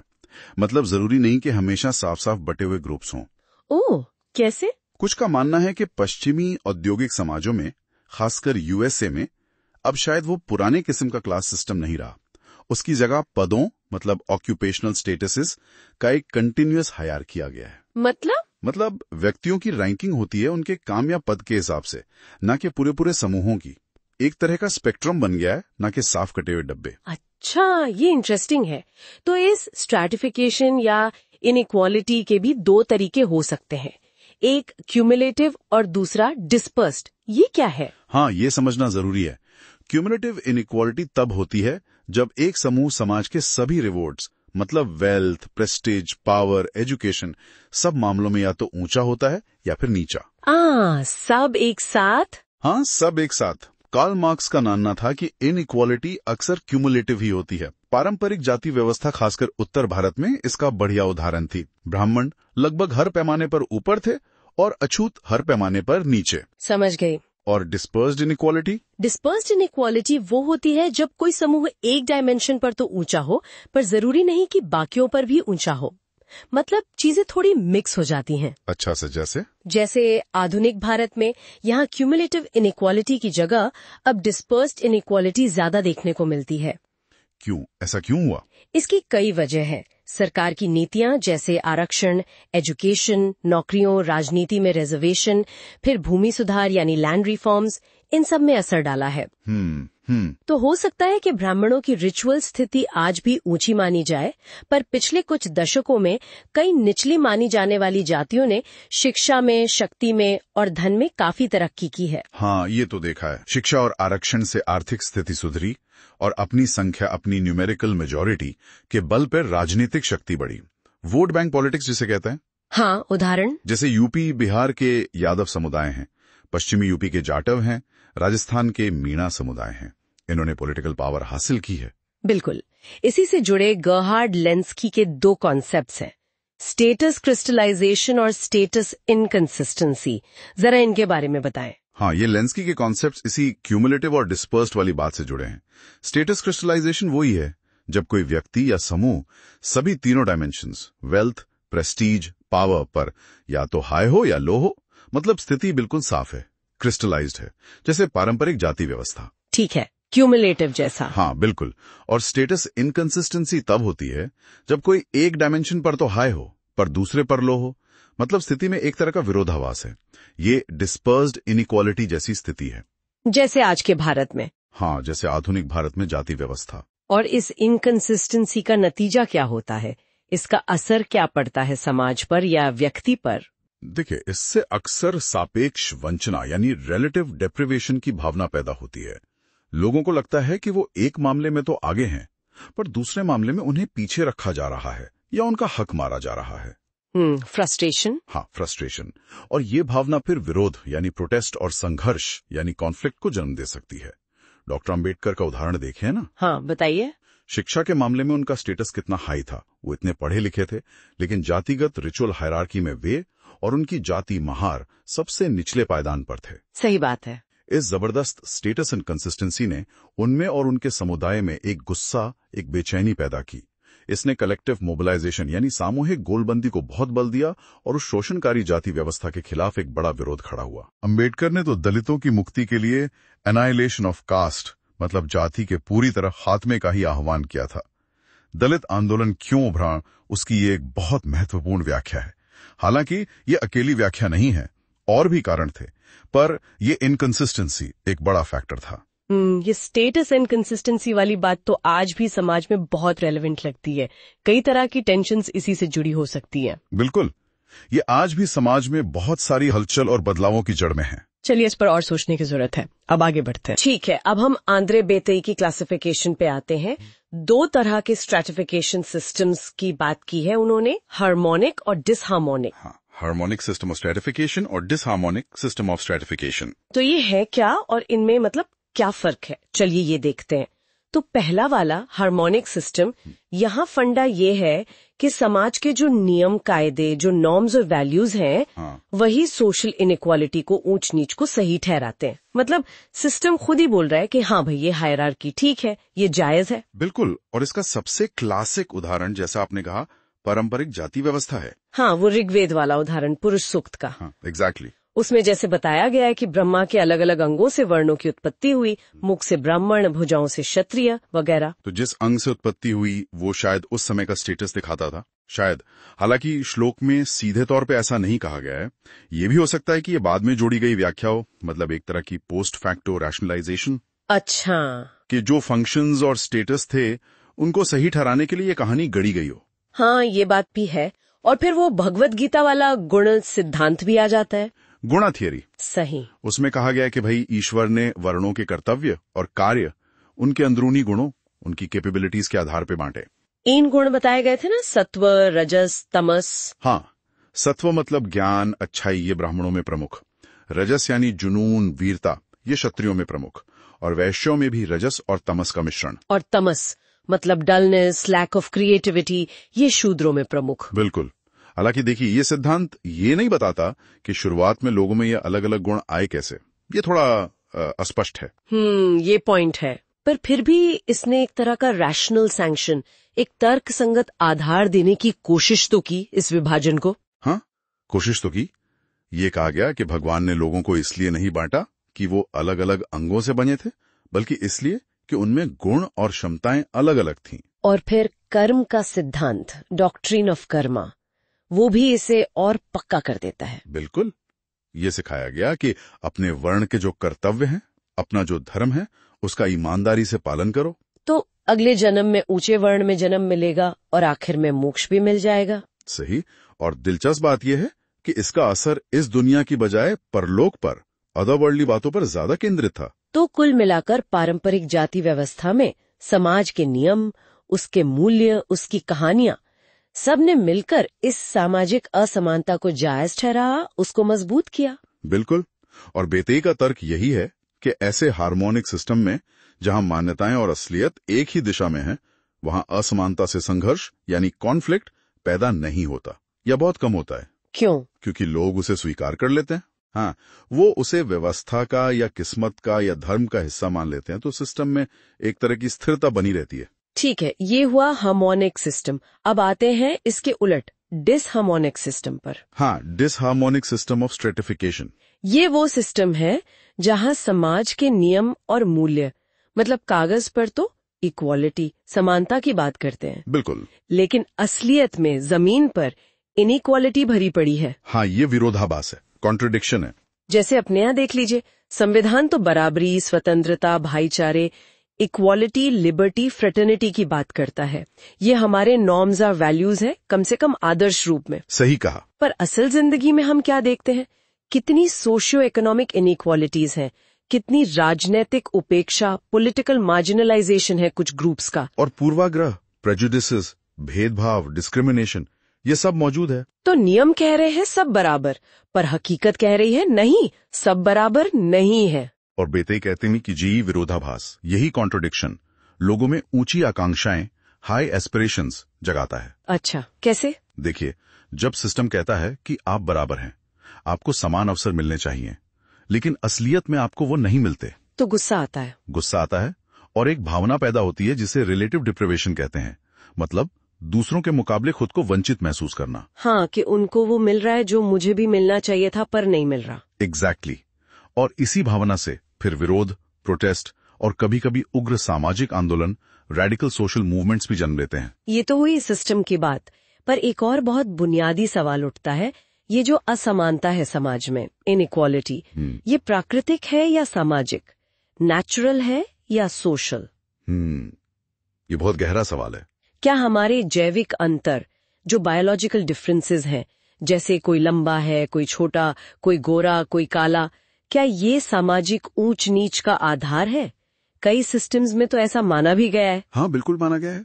जैसे नस्लीय स्तरीकरण, रेशियल स्ट्रैटिफिकेशन में। हाँ, गोरे लोग खुद को अश्वेतों से बायोलॉजिकली सुपीरियर मानते थे। सही। इस पर फ्रांसीसी दार्शनिक रूसो ने काफी पहले काम किया था। या उन्होंने प्राकृतिक या शारीरिक असमानता की बात की थी। अच्छा, वो क्या थी? जो प्रकृति ने स्थापित की है, जैसे उम्र, स्वास्थ्य, शारीरिक शक्ति या मन और आत्मा के गुण। ये तो हो गई नेचुरल। और दूसरी है सामाजिक रूप से बनाई गई असमानता, सोशली क्रिएटेड इनइक्वालिटी। इसमें दूसरों के मुकाबले कुछ लोगों को मिले विशेषाधिकार, प्रिविलेजेस शामिल हैं। जैसे ज्यादा अमीर होना, ज्यादा सम्मानित होना, ज्यादा शक्तिशाली होना, ये सब समाज बनाता है। तो रूसो का क्या मानना था, कौन सी ज्यादा महत्वपूर्ण है? रूसो मानते थे कि प्राकृतिक असमानताएं छोटी हैं, कम महत्वपूर्ण हैं। असली खेल तो सामाजिक असमानताओं का है, वही स्ट्रैटिफिकेशन का मुख्य आधार है। और ज्यादातर समाजशास्त्री भी यही मानते हैं ना? हाँ, ज्यादातर सोशियोलॉजिस्ट का यही मानना है कि स्तरीकरण मुख्यतः एक सामाजिक रचना है। लेकिन एक सवाल मन में आता है, क्या ये हो सकता है कि छोटी ही सही पर ये जैविक असमानताएं कहीं ना कहीं सामाजिक असमानता की नींव रखती हों? मतलब क्या कोई कनेक्शन है? ये कहना कुछ मामलों में वाकई बहुत मुश्किल है। जैसे आप जाति व्यवस्था को ही ले लीजिए। हाँ, वहाँ तो स्टेटस जन्म से तय होता है। बिल्कुल, व्यक्ति अपने माता पिता की जाति का होता है, अक्सर वही पेशा अपनाता है। तो चाहे किसी दलित व्यक्ति में कितनी ही जैविक योग्यता हो, प्रतिभा हो, वो ब्राह्मण नहीं बन सकता था पारंपरिक व्यवस्था में। सही। अब जब तक हम ये न मान लें कि कोई बेहतर जीन, सुपीरियर जीन्स स्थायी रूप से सिर्फ ब्राह्मण जाति में ही पाए जाते हैं, जिसका कोई वैज्ञानिक सबूत नहीं है। बिल्कुल नहीं है, तो पारंपरिक हिंदू समाज में जैविक और सामाजिक असमानता में शायद कोई सीधा संबंध खोजना मुश्किल है। डॉक्टर अंबेडकर का खुद का उदय इस तर्क को एक तरह से नकारता है। सही बात है। ऐसा ही तर्क शायद यूरोप की सामंती व्यवस्था, फ्यूडल सिस्टम के लिए भी दिया जा सकता है। हाँ बिल्कुल, वहाँ स्तरीकरण किस पर आधारित था? जमींदारी पर, लैंड होल्डिंग पर। जिसके पास जितनी जमीन, उतनी दौलत, उतनी ताकत, उतनी प्रतिष्ठा। हाँ, और सामंती कुलीन वर्ग, फ्यूडल नोबिलिटी का पद राजा से मिली जमीन पर आधारित था, और वो वंशानुगत था, हेरिडिटरी था। तो वहाँ भी यही बात हुई बेटा, चाहे उसकी जैविक बनावट, उसकी काबिलियत कैसी भी हो, उसे पिता का स्टेटस विरासत में मिल जाता था। एग्जैक्टली। तो ये कहना बहुत मुश्किल है कि सामंत अपनी कथित जैविक श्रेष्ठता, बायोलॉजिकल सुपीरियोरिटी के कारण ऊंचे पद पर थे। लेकिन जैविक तर्क का सबसे मजबूत बचाव तो शायद नस्लीय स्तरीकरण के लिए किया गया है, रेशियल स्ट्रैटिफिकेशन। हाँ, अमेरिका का उदाहरण सबसे प्रमुख है इसमें। अश्वेत अमेरिकन, ब्लैक अमेरिकन, जो आबादी का लगभग 12% है, उन्हें पारंपरिक रूप से स्तरीकरण प्रणाली के सबसे निचले पायदान पर रखा गया। बिल्कुल, ज्यादातर अश्वेत सबसे निचले दर्जे के व्यवसायों में थे, उनकी आय बहुत कम थी। एक आंकड़ा भी था शायद, 1960 के दशक के मध्य में अश्वेत परिवारों की औसत आय गोरे परिवारों की औसत आय का केवल 54% थी। हाँ, और उनकी राजनीतिक शक्ति भी बहुत कम थी। अब इस पूरी व्यवस्था को अक्सर कैसे समझाया गया? यही कहकर कि अश्वेतों में कथित रूप से आनुवांशिक रूप से आधारित हीनता है, जेनेटिकली बेस्ड इंफीरियोरिटी, खासकर बुद्धिमत्ता, इंटेलिजेंस के मामले में। और इसका वैज्ञानिक समर्थन इंटेलिजेंस टेस्ट, IQ टेस्ट से देने की कोशिश की गई। हाँ, जिनमें औसतन अश्वेत गोरों से लगभग 15 अंक पीछे स्कोर करते थे, तो ये सबूत पेश किया गया। लेकिन जैसा हमने पहले कहा, ज्यादातर समाजशास्त्री इस जैविक तर्क को नहीं मानते। वो कहते हैं कि नस्लीय स्तरीकरण का आधार सामाजिक है, जैविक नहीं। उनका तर्क क्या है? उनका मानना है कि अश्वेतों के खिलाफ जो व्यवस्थित भेदभाव हुआ, सिस्टमैटिक डिस्क्रिमिनेशन, जो प्रभावशाली गोरे वर्ग की शक्ति के कारण संभव हो पाया, वही अमेरिका में नस्लीय स्तरीकरण के लिए जिम्मेदार है। मतलब अश्वेतों को ऊंचे पदों से इसलिए बाहर रखा गया क्योंकि उनके पास शक्ति नहीं थी, न कि उनके जीन खराब थे। बिल्कुल यही तर्क है, और इसका सबूत भी मिलता है 1960 के दशक के अंत और 1970 के दशक से, जब सिविल राइट्स मूवमेंट के बाद कानून बदले। हाँ, जब अमेरिका में नस्लीय भेदभाव के खिलाफ कड़े कानून बने, एंटी डिस्क्रिमिनेशन लॉज लागू हुए, तो अश्वेत निचले स्तर से बाहर निकलने लगे। दक्षिणी राज्यों में चुने हुए अश्वेत अधिकारियों की संख्या बढ़ी, उनकी पारिवारिक आय धीरे धीरे गोरों के औसत के करीब आने लगी, और प्रोफेशनल, मैनेजरियल, टेक्निकल व्यवसायों में उनका प्रतिशत भी बढ़ा। तो ये सारे बदलाव क्या दिखाते हैं? ये दिखाते हैं कि अश्वेतों की पारंपरिक निचली स्थिति के लिए सामाजिक तंत्र, सोशल मैकेनिज्म जिम्मेदार थे, न कि कोई कथित जैविक हीनता। फिर भी वो बुद्धिमत्ता और सामाजिक असमानता वाला सवाल थोड़ा पेचीदा है। अमेरिका में अश्वेतों का औसत IQ आज भी गोरों से कुछ कम बताया जाता है। हाँ, ये आंकड़ा अभी भी मौजूद है। और वे अभी भी समाज के निचले स्तरों में ज्यादा संख्या में है। तो चूंकि ये माना जाता है कि बुद्धिमत्ता का कुछ न कुछ आनुवांशिक घटक जेनेटिक कंपोनेंट होता है, तो क्या ये तर्क नहीं दिया जा सकता कि सामाजिक असमानता का कहीं न कहीं जैविक आधार है? देखिए, इस दृष्टिकोण का खंडन करने के लिए समाजशास्त्री कई बातें कहते हैं। पहली बात तो ये कि बुद्धिमत्ता केवल आनुवांशिक नहीं है, ये आनुवांशिक और पर्यावरणीय एनवायरमेंटल दोनों कारकों पर आधारित है, और ये दोनों कारक इतने गुंथे हुए हैं कि इन्हें अलग करना लगभग नामुमकिन है। मतलब किसी व्यक्ति की सामाजिक पृष्ठभूमि, उसका माहौल, उसके IQ टेस्ट के प्रदर्शन को प्रभावित करेगा। निश्चित रूप से, खासकर अगर कोई निचले सामाजिक स्तर से आता है तो उसने जीवन में जो वंचनाएं, जो डिप्राइवेशंस झेली हैं, जैसे पोषण की कमी, शिक्षा के कम अवसर, तनाव, ये सब उसके IQ स्कोर को कम कर सकती हैं। अच्छा, ये एक पॉइंट हुआ। और दूसरी बात, कई शोधकर्ता ये तर्क देते हैं कि ये जो इंटेलिजेंस टेस्ट्स हैं, ये खुद ही श्वेत मध्यम वर्ग के ज्ञान और कौशल पर आधारित होते हैं। व्हाइट मिडिल क्लास बायस होता है इनमें। तो फिर ये अश्वेतों या अन्य समूहों के प्रति पक्षपाती बायस्ड हो सकते हैं? बिल्कुल। वो उन चीजों को मापते हैं जो शायद एक खास कल्चरल बैकग्राउंड में ज्यादा महत्वपूर्ण मानी जाती हैं। तीसरी बात, ये टेस्ट मानसिक क्षमताओं की पूरी रेंज का, पूरे स्पेक्ट्रम का केवल एक छोटा सा हिस्सा ही मापते हैं। बुद्धिमत्ता तो इससे कहीं ज्यादा जटिल चीज है। उसमें क्रिएटिविटी है, इमोशनल इंटेलिजेंस है, प्रैक्टिकल स्किल्स हैं, जो ये टेस्ट नहीं मापते। ये सब बातें तो सही हैं। इसलिए ज्यादातर समाजशास्त्री यही निष्कर्ष निकालेंगे कि अमेरिका में अश्वेतों की सामाजिक स्थिति आज भी मुख्यतः सामाजिक कारणों का परिणाम है, जैविक तंत्रों का नहीं। तो फिर अगर ये सब सामाजिक है, तो ये जैविक असमानता, बायोलॉजिकल इनइक्वालिटी, आखिर है क्या चीज? इसका क्या मतलब है फिर? यहाँ पर आंद्रे बेती की बात बहुत बहुत महत्वपूर्ण हो जाती है। क्या कहते हैं वो? वो कहते हैं कि जैविक अंतर, बायोलॉजिकल डिफरेंसेस तो मौजूद हैं। लोगों की चमड़ी का रंग अलग है, कद अलग है, शारीरिक क्षमताएं अलग हैं, ये सब हैं। हाँ, ये तो दिखता है। पर ये अंतर जैविक असमानता यानी बायोलॉजिकल इनइक्वालिटी तभी बनते हैं जब मनुष्य यानी समाज उन्हें वैसा परिभाषित करता है, उन्हें वैसा मतलब देता है। अच्छा, मतलब अंतर अपने आप में असमानता नहीं है जब तक हम उसे वैसा न माने। एग्जैक्टली। बेते कहते हैं प्राकृतिक असमानता गुणों में अंतर पर आधारित है, और गुण केवल प्रकृति में मौजूद नहीं होते, वे वैसे होते हैं जैसे मनुष्य ने उन्हें परिभाषित किया है, अलग अलग समाजों में, अलग अलग ऐतिहासिक युगों में। वाह, ये तो बहुत गहरी बात है।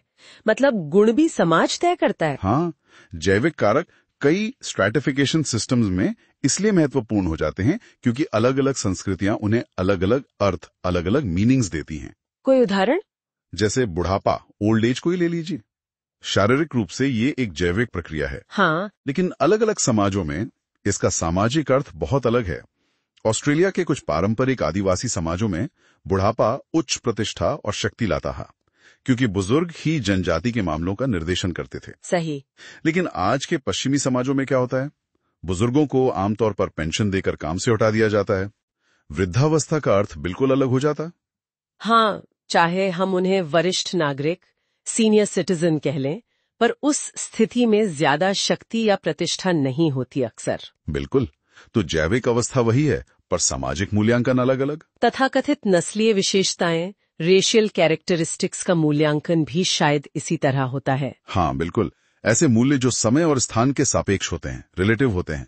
अमेरिका में अश्वेतों की शारीरिक विशेषताओं को, जैसे त्वचा का रंग या बालों की बनावट, पारंपरिक रूप से अवांछनीय, अनडिजायरेबल माना जाता था, और उन्हें कई नकारात्मक गुणों से भी जोड़ा जाता था। सही। लेकिन फिर क्या हुआ 1960 के दशक के अंत में, जब ब्लैक पावर मूवमेंट का उदय हुआ, तो ये मूल्यांकन बदला। ब्लैक इज ब्यूटीफुल जैसे नारे आए। हाँ, तो देखिए, शारीरिक विशेषता वही रही, पर उसका सामाजिक मूल्यांकन बदल गया। तो फिर बितेई का तर्क यही है कि जैविक अंतर केवल तभी जैविक असमानता बनते हैं जब उन्हें वैसा परिभाषित किया जाता है, वैसा डिफाइन किया जाता है। बिल्कुल। वे कुछ सामाजिक स्तरीकरण प्रणालियों का हिस्सा केवल इसलिए बनते हैं क्योंकि उन प्रणालियों के सदस्य कुछ खास विशेषताओं को चुनते हैं, जैसे त्वचा का रंग या लिंग या उम्र, और उन्हें एक विशेष तरीके से मूल्यांकित करते हैं, इवैल्यूएट करते हैं। तो सामाजिक स्तरीकरण के लिए किसी शुद्ध जैविक आधार की खोज करना बेकार है। बेते के अनुसार ये खोज विफल होने के लिए बाध्य है, क्योंकि गुणों की पहचान और उनका वर्गीकरण एक सांस्कृतिक प्रक्रिया है, प्राकृतिक नहीं। It's a cultural process, not a natural one. जो कहते हैं कि भाई हमारा सिस्टम तो प्राकृतिक है, जैविक असमानताओं पर आधारित है, वो क्या है फिर? बेते उन्हें उन सिस्टम्स के लिए युक्तिकरण, रैशनलाइजेशंस के रूप में देखते हैं। अच्छा, मतलब सिस्टम को सही ठहराने के तरीके। हाँ, ऐसे विश्वास सिस्टम को उसके सदस्यों के लिए समझाते हैं, उसे मतलब देते हैं। वे सामाजिक असमानता को तर्कसंगत और उचित दिखाते हैं। देखो, ये तो नेचुरल है। प्रकृति की अपील करके सिस्टम को सही ठहराते हैं, उसे जस्टिफाई और लेजिटिमेट करते हैं। बिल्कुल।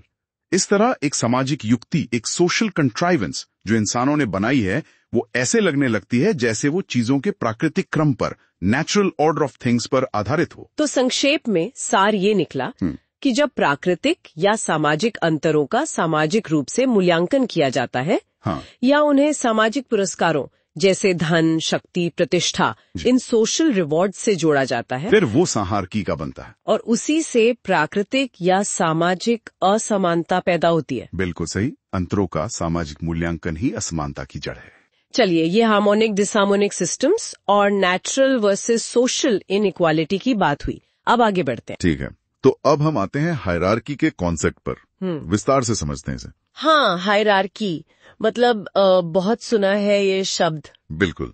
बेसिकली ये चीजों या लोगों की एक रैंकिंग सिस्टम है। कोई ऊपर, कोई नीचे, या कोई बराबर के लेवल पर। हाँ, एक तरह का पदानुक्रम। राइट।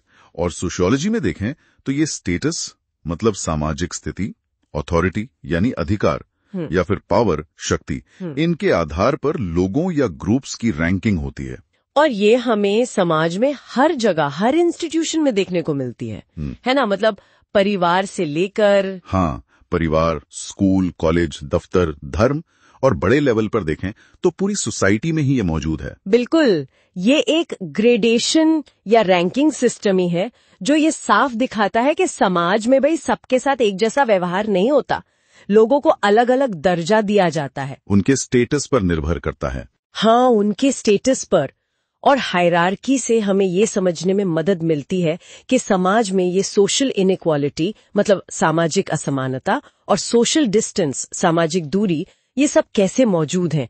जैसे कास्ट सिस्टम में। कास्ट सिस्टम का उदाहरण तो एकदम सटीक बैठता है यहाँ। बिल्कुल। हायरार्की के सिद्धांत से ही हम समझ सकते हैं कि क्यों ब्राह्मण्स को सबसे ऊपर की स्थिति में माना गया और उन्हें उससे जुड़े विशेषाधिकार, प्रिविलेजेस मिले। और वहीं दूसरी तरफ जो जातियां अछूत मानी गईं, उन्हें सबसे नीचे रखा गया और उन्हें कई तरह की अक्षमताओं, डिसेबिलिटीज का सामना करना पड़ा। बेसिक अधिकारों से भी वंचित रखा गया। हाँ, और बीच में और भी बहुत सी जातियां अपनी अपनी रैंकिंग के साथ। सही कहा। और सिर्फ कास्ट ही क्यों, क्लास सिस्टम को देखिए, वो भी तो पूरी तरह हायरार्किकल है। हाँ, वो इकोनॉमिक वाला। एग्जैक्टली। कैपिटलिस्ट्स मतलब पूंजीपति और अमीर लोग, वो हायरार्की में सबसे ऊपर, और फिर मजदूर वर्ग, वर्कर्स, और गरीब लोग सबसे नीचे, और बीच में हम जैसे लोग, मिडिल क्लास, कहीं अटके हुए। हाँ, वो तो है। अच्छा, पावर और अथॉरिटी के क्षेत्र में भी हायरार्की बहुत महत्वपूर्ण है। मतलब जहाँ ताकत और अधिकार की बात आती है। हाँ, शक्ति और अधिकार हमेशा ऊपर से नीचे की ओर बहते हैं, फ्लो करते हैं। जैसे हम ब्यूरोक्रेसीज में देखते हैं, कोई भी बड़ा दफ्तर सोच लीजिए, सरकारी या प्राइवेट। हाँ, वो पूरा स्ट्रक्चर होता है, सीईओ, फिर मैनेजर्स, फिर टीम लीड्स, फिर एम्प्लॉइज। वही हायरार्की में किसी व्यक्ति की स्थिति जितनी ऊंची होती है, उसके पास उतनी ही ज्यादा शक्ति और संसाधनों पर, रिसोर्सेज पर कंट्रोल होता है। अच्छा, पर यहाँ एक मजेदार बात है। दीपंकर गुप्ता का एक पॉइंट है हायरार्की और स्ट्रैटिफिकेशन को लेकर। हाँ, वो वाला पॉइंट काफी इंटरेस्टिंग है। वो कहते हैं कि स्ट्रैटिफिकेशन शब्द जो समाज की परतों के लिए यूज होता है, वो असल में जियोलॉजी से आया है। और सामाजिक परतें, सोशल स्ट्रैटा, हमेशा वर्टिकल यानी ऊपर नीचे वाली नहीं होती। बिल्कुल सही। वो आर्ग्यू करते हैं कि कुछ सामाजिक व्यवस्थाएं हॉरिजॉन्टली व्यवस्थित होती हैं, मतलब अगल बगल, न कि ऊपर नीचे।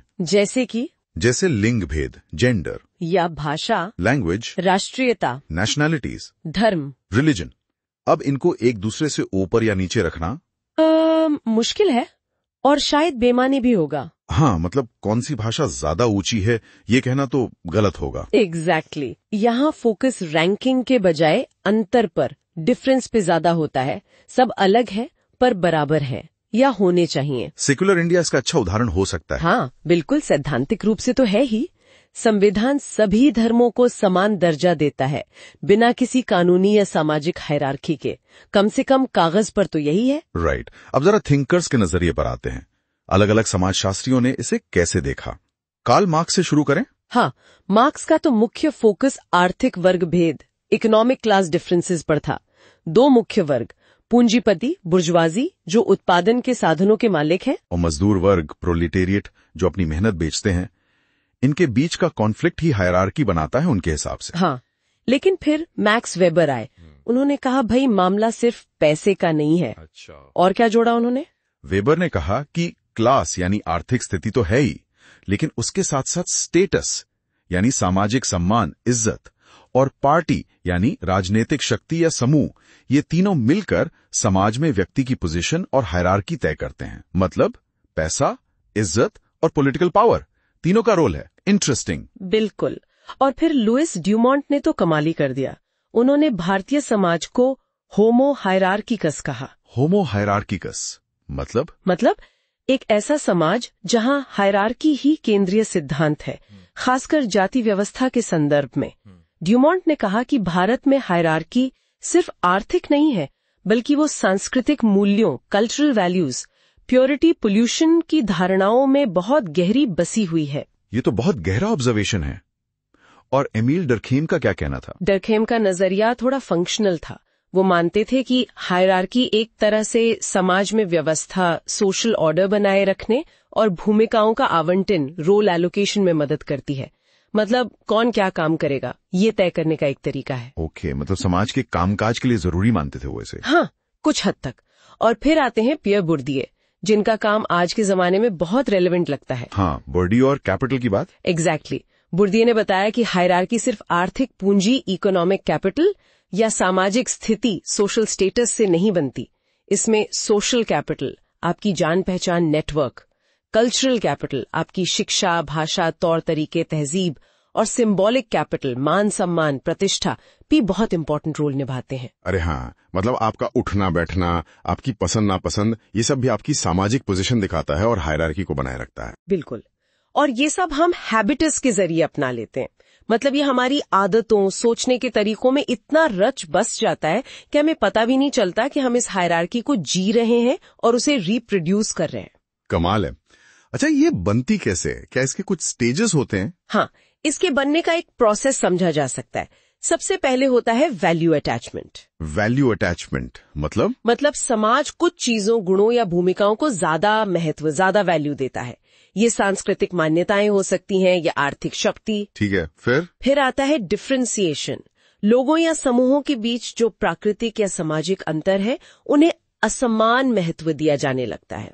जैसे मान लीजिए चमड़ी के रंग का अंतर। हाँ, या लिंग का अंतर। बिल्कुल। इसके बाद होती है रैंकिंग। इन अंतरों के आधार पर भूमिकाओं और समूहों को ऊपर नीचे रैंक कर दिया जाता है, जैसे जाति व्यवस्था में हुआ। हाँ। रैंकिंग के बाद आता है रिवॉर्डिंग। जो समूह या भूमिकाएं ऊपर रैंक की गई हैं, उन्हें ज्यादा पुरस्कार मिलते हैं, आर्थिक लाभ, सम्मान, अवसर। और नीचे वालों को कम या कई बार सजा या भेदभाव मिलता है। और ये चलता रहता है। हाँ, यही आता है आखिरी स्टेज, परपेचुएशन। ये पूरी व्यवस्था पीढ़ी दर पीढ़ी हस्तांतरित होती रहती है। इसे बनाए रखने में सामाजिक संस्थाएं, इंस्टीट्यूशंस जैसे शादी, अपनी ही जाति या क्लास में, धर्म, शिक्षा व्यवस्था, ये सब मदद करते हैं। पूरा एक चक्कर है ये तो। अच्छा, समाज में हायरार्की के प्रकार क्या क्या हो सकते हैं? हमने क्लास और कास्ट की बात तो की। हाँ, वो तो है ही।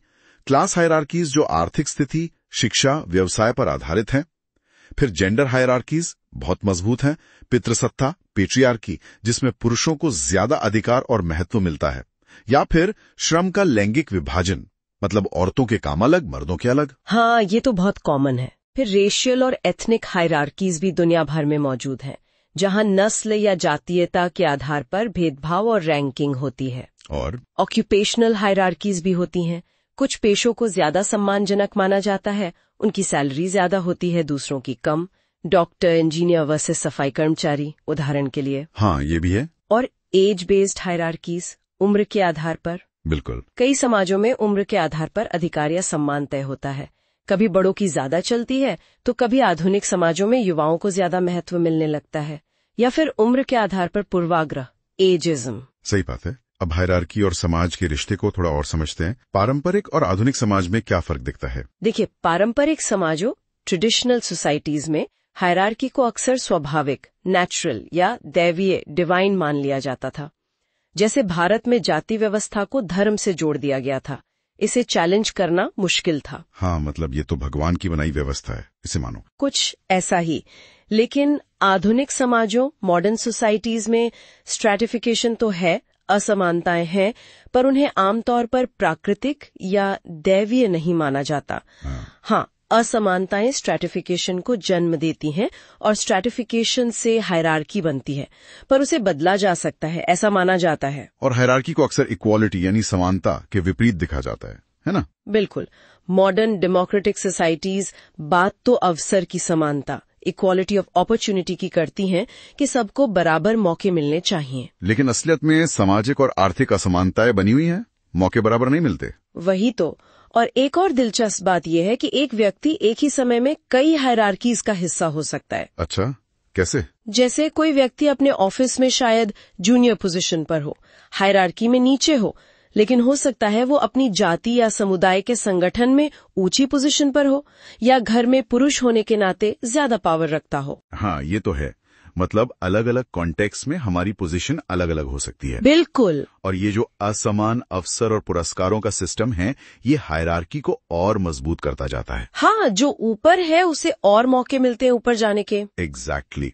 अब इसको लेकर भी अलग अलग नजरिए हैं। मार्क्सिस्ट मानते हैं कि ये शोषक वर्गों, एक्सप्लॉइटिंग क्लासेस का षड्यंत्र है, अपनी पावर बनाए रखने का तरीका। जबकि फंक्शनलिस्ट्स मानते हैं कि समाज के सही ढंग से काम करने के लिए ये जरूरी है, डिवीजन ऑफ लेबर यानी कामों का बंटवारा, और अलग अलग भूमिकाओं को अलग अलग महत्व और पुरस्कार देना समाज की जरूरत है, ताकि लोग महत्वपूर्ण काम करने के लिए प्रेरित हों। दोनों एकदम अलग पर्सपेक्टिव हैं।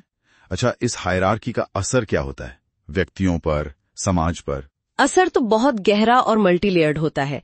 सबसे पहला तो सोशल इनइक्वालिटी बढ़ती है। शिक्षा, स्वास्थ्य सेवाएं, अच्छी आय, इन सब तक पहुंच में भारी अंतर दिखता है हायरार्की के कारण। हाँ, जो नीचे हैं वो इन चीजों से अक्सर वंचित रह जाते हैं। बिल्कुल। दूसरा, पावर डायनामिक्स तय होते हैं। जो हायरार्की में ऊपर हैं, यानी अभिजात्य वर्ग, एलीट्स, उनका नीति निर्माण और संसाधनों पर ज्यादा नियंत्रण रहता है, और आम लोगों की आवाज दब जाती है। हाँ, और तीसरा, इसके साइकोलॉजिकल इफेक्ट्स भी होते हैं। जो लोग हायरार्की में निचले पायदान पर होते हैं, उनमें अक्सर आत्मसम्मान में कमी, लो सेल्फ एस्टीम, तनाव, स्ट्रेस और अलगाव, एलियनेशन यानी समाज से कटा हुआ महसूस करने जैसी भावनाएं आ सकती हैं। ये तो काफी गंभीर परिणाम है। लेकिन क्या इन हायरार्कीज को कोई चुनौती नहीं मिल रही? क्या ये हमेशा ऐसी ही रहेंगी? नहीं, ऐसा नहीं है। हायरार्कीज को लगातार चुनौती दी जा रही है। आधुनिक सामाजिक आंदोलन, सोशल मूवमेंट्स, इसमें बड़ी भूमिका निभा रहे हैं। जैसे पहचान आधारित आंदोलन, आइडेंटिटी बेस्ड मूवमेंट्स आप देखें, जेंडर इक्वालिटी के लिए आंदोलन, दलित आंदोलन, LGBTQ+ अधिकार आंदोलन, नस्लीय समानता के लिए आंदोलन, ये सब पारंपरिक शक्ति संरचनाओं, पावर स्ट्रक्चर्स पर सवाल उठा रहे हैं। हाँ, और जो स्थापित नॉर्म्स हैं उन्हें चैलेंज कर रहे हैं। बिल्कुल।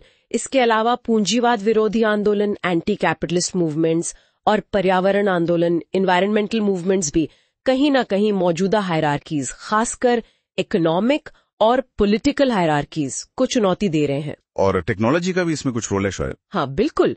लोकतंत्रीकरण, डेमोक्रेटाइजेशन और विकेंद्रीकरण, डिसेंट्रलाइजेशन के प्रयास, जैसे भारत में पंचायती राज व्यवस्था, ये सत्ता को नीचे तक लाने की कोशिशें हैं। और टेक्नोलॉजी जैसे सोशल मीडिया। हाँ, टेक्नोलॉजी, खासकर सोशल मीडिया और इंटरनेट ने आवाज उठाने के नए मंच दिए हैं। रिमोट वर्क जैसे ट्रेंड्स भी पारंपरिक ऑफिस हायरार्की को कुछ हद तक बदल रहे हैं।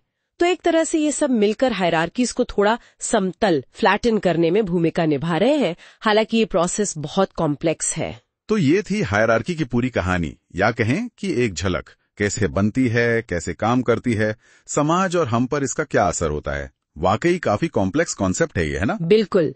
और जैसा हमने देखा, ये समाज के स्ट्रक्चर का सिर्फ एक पहलू है जिसके अनगिनत आयाम और प्रभाव है जो एक दूसरे से जुड़े हुए हैं। हाँ, और इन्हीं जटिलताओं को, इन्हीं परतों को और गहराई से समझने के लिए चलिए आगे बढ़ते हैं। ठीक है, तो पिछली बातचीत के बाद अब हम सोशल एक्सक्लूजन के कॉन्सेप्ट पर आते हैं। ये शब्द सुना सुना सा तो लगता है, पर इसका असल मतलब क्या है और ये सिर्फ गरीबी मतलब पॉवर्टी से कैसे अलग है? चलिए इस पर थोड़ी गहराई से बात करते हैं। बिल्कुल। तो ये टर्म आया कहाँ से? मैंने कहीं पढ़ा था कि शायद 1970s में फ्रांस में किसी ने, रेने लेनोआर, उन्होंने इसे इस्तेमाल किया था उन लोगों के लिए जो शायद वेलफेयर सिस्टम के दायरे से बाहर थे। हाँ, बिल्कुल सही। रेने लेनोआर ने ही इसे पॉपुलराइज किया था। फ्रांस जैसे देशों में जहां सोशल कोहेजन मतलब सामाजिक जुड़ाव को बहुत अहम माना जाता है, ये कॉन्सेप्ट काफी रेलेवेंट था। अच्छा। वहां ये उन लोगों के लिए इस्तेमाल हुआ जो समाज की मुख्य धारा से कटे हुए थे, जो स्टेट के सोशल प्रोटेक्शन नेट से बाहर थे, और बाद में तो यूरोपियन यूनियन ने भी इसे काफी अपनाया। और यूके में भी, याद है न्यू लेबर सरकार, टोनी ब्लेयर वाली? हाँ। उन्होंने तो सोशल एक्सक्लूजन को एक सेंट्रल थीम बनाया था। उनका मानना था कि ये जो एक्सक्लूजन है, ये गरीबी से भी ज्यादा गहरा असर डालता है। अच्छा, कैसे? मतलब सेल्फ एस्टीम पर, पूरे समाज के ताने बाने पर। और उनका ये भी कहना था कि ये पीढ़ी दर पीढ़ी ज्यादा आसानी से पास ऑन होता है गरीबी के मुकाबले। ओके। और इंटरनेशनल लेवल पर इसका क्या स्टेटस रहा, जैसे यूएन वगैरह? हाँ, यूनाइटेड नेशंस डेवलपमेंट प्रोग्राम मतलब यूएनडीपी ने भी इस पर काम किया।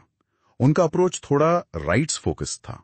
राइट्स फोकस्ड मतलब उन्होंने इसे इस तरह देखा कि क्या लोगों की पहुंच सिविल सोसाइटी के इंस्टीट्यूशंस तक है, जैसे लीगल सिस्टम हो गया, पॉलिटिकल सिस्टम हो गया। समझ गए। या फिर क्या उनके पास बेसिक चीजें हैं जैसे एजुकेशन, हेल्थ या फाइनेंशियल वेलबींग, जो उन्हें इन इंस्टीट्यूशंस तक पहुंचने में मदद करें? अगर ये नहीं है तो वो एक्सक्लूडेड है। तो इसका मतलब ये हुआ कि इसकी कोई एक फिक्स्ड या ऑफिशियल डेफिनेशन नहीं है, सब अपने अपने हिसाब से समझ रहे हैं। हाँ, बिल्कुल। कोई एक यूनिवर्सली अग्रीड डेफिनेशन तो नहीं मिलेगी, लेकिन सब डेफिनेशंस में कुछ कॉमन बातें हैं। जैसे मार्जिनलाइजेशन मतलब हाशिए पर धकेल दिया जाना, और नॉन पार्टिसिपेशन मतलब समाज की गतिविधियों में हिस्सा न ले पाना। ये कोर आइडियाज हैं। यूके की एक सोशल एक्सक्लूजन यूनिट थी, SEU, उन्होंने इसे काफी अच्छे से समझाया था। उन्होंने कहा कि ये तब होता है जब लोग या पूरे इलाके कई सारी जुड़ी हुई समस्याओं से एक साथ जूझते हैं। कई सारी जुड़ी हुई समस्याएं मतलब multi dimensional. Exactly, multi dimensional. जैसे अनएम्प्लॉयमेंट, स्किल्स की कमी, लो इनकम, रहने की खराब जगह मतलब poor housing, high crime rates, खराब सेहत, फैमिली ब्रेकडाउन। ये सब चीजें अक्सर एक साथ पाई जाती हैं और एक दूसरे को बढ़ाती हैं। अच्छा, ये सिर्फ इंडिविजुअल लेवल पर नहीं, कम्युनिटी लेवल पर भी होता है। बिल्कुल। और एक और थिंकर हैं, रूथ लेविटास, वो इसे कॉम्प्लेक्स और मल्टी डायमेंशनल प्रोसेस कहती हैं। वो कहती हैं कि ये रिसोर्सेज, राइट्स, गुड्स और सर्विसेज से वंचित होना है। और सिर्फ वंचित होना ही नहीं, बल्कि समाज में जो नॉर्मल रिश्ते और एक्टिविटीज होती हैं, इकोनॉमिक, सोशल, कल्चरल, पॉलिटिकल, उनमें हिस्सा न ले पाना भी एक्सक्लूजन है। फिर वॉकर हैं, वो इसे सिटीजनशिप राइट्स का डिनाइल मानते हैं। सिटीजनशिप राइट्स जैसे वोटिंग राइट? हाँ, वो तो पॉलिटिकल राइट हुआ, पर इसमें सिविल राइट्स और सोशल राइट्स भी शामिल हैं। उनका कहना है कि एक्सक्लूजन का मतलब है कि आपको समाज के उन सिस्टम से पूरी तरह या कुछ हद तक बाहर कर दिया गया है जो आपका सोशल इंटीग्रेशन तय करते हैं। ठीक है, ये काफी सारे पर्सपेक्टिव्स हो गए, लेकिन यहीं पर वो मेरा पहला वाला सवाल आता है, क्या सोशल एक्सक्लूजन गरीबी से बढ़कर कुछ है, या ये बस पॉवर्टी कहने का एक नया फैंसी तरीका है? हाँ, ये बहुत जरूरी सवाल है और इस पर काफी बहस भी हुई है। देखिए, पॉवर्टी का जो कॉन्सेप्ट है वो मूलतः किस चीज पर फोकस करता है? पैसों पर। इनकम, वेल्थ, कितना कमाते हैं, कितना खर्च करते हैं। बिल्कुल। मटेरियल रिसोर्सेज के डिस्ट्रीब्यूशन पर, इनकम, वेल्थ, कंजम्पशन। लेकिन सोशल एक्सक्लूजन, जैसा हमने अभी देखा, ये उससे कहीं ज्यादा ब्रॉड है, ज्यादा मल्टी डायमेंशनल है। इसका फोकस रिलेशनल इश्यूज पर ज्यादा है। मतलब आपके रिश्ते कैसे हैं समाज के साथ, इंस्टीट्यूशंस के साथ, क्या आप एडिक्वेटली पार्टिसिपेट कर पा रहे हैं, क्या आप इंटीग्रेटेड महसूस करते हैं, क्या आपके पास पावर है अपनी बात रखने की। अच्छा, तो ये डिस्ट्रीब्यूशन से ज्यादा रिलेशन की बात है। एग्जैक्टली। जी रूम ने इसे बहुत अच्छे से कहा है। Poverty is distributional, exclusion is relational. तो क्या ऐसा हो सकता है कि कोई इंसान गरीब ना हो, मतलब फाइनेंशियली ठीक हो, पर फिर भी सोशली एक्सक्लूडेड हो? हाँ, बिल्कुल हो सकता है। देखिए, अक्सर गरीबी और सोशल एक्सक्लूजन साथ साथ चलते हैं, इसमें कोई शक नहीं। और गरीबी एक्सक्लूजन का एक बहुत बड़ा कारण भी बन सकती है। सही बात है। लेकिन ये हमेशा 1-to-1 रिलेशनशिप हो, ये जरूरी नहीं। आप उदाहरण लीजिए, जैसे सेक्सुअल माइनॉरिटीज का। ओके। जरूरी नहीं कि वो सब गरीब हो, फाइनेंशियली वो ठीक हो सकते हैं, पर उन्हें समाज में सोशल, कल्चरल और पॉलिटिकल एक्सक्लूजन झेलना पड़ता है ना? हेट क्राइम्स का डर रहता है, उनकी सेक्सुअलिटी को लेजिटिमेसी नहीं मिलती। हाँ, ये तो है। इसी तरह फिजिकल डिसेबिलिटी वाले लोग, जरूरी नहीं कि वो सब गरीब हों, पर उन्हें एक्सेसिबिलिटी की कमी की वजह से एक्सक्लूजन झेलना पड़ता है। बिल्डिंग्स में रैंप नहीं है, पब्लिक ट्रांसपोर्ट एक्सेसिबल नहीं है। हाँ, जिससे उनकी मोबिलिटी और सोशल रिलेशंस पर सीधा असर पड़ता है। बिल्कुल। या फिर कुछ बुजुर्गों को देखिए, हो सकता है उनके पास पेंशन हो, पैसे हो, वो गरीब ना हो, पर एक एजिस्ट समाज में जहां उम्र के आधार पर भेदभाव होता है, वो अकेलापन और एक्सक्लूजन महसूस कर सकते हैं। ये बात तो सही है। तो सोशल एक्सक्लूजन हमें गरीबी के दायरे से बाहर देखने में मदद करता है। हाँ। अच्छा, सोर्स मटेरियल में एक जगह मेंटल हेल्थ इश्यूज वाले लोगों का जिक्र है। उन्हें सबसे ज्यादा एक्सक्लूडेड ग्रुप्स में से एक बताया गया है। ये तो काफी गंभीर बात लगती है। हाँ, ये बहुत गंभीर है, और यहाँ पर सिर्फ पॉवर्टी का लेंस लगाकर आप उनकी पूरी कहानी नहीं समझ सकते। हालांकि ये सच है कि गरीबी अक्सर उनकी जिंदगी का हिस्सा बन जाती है।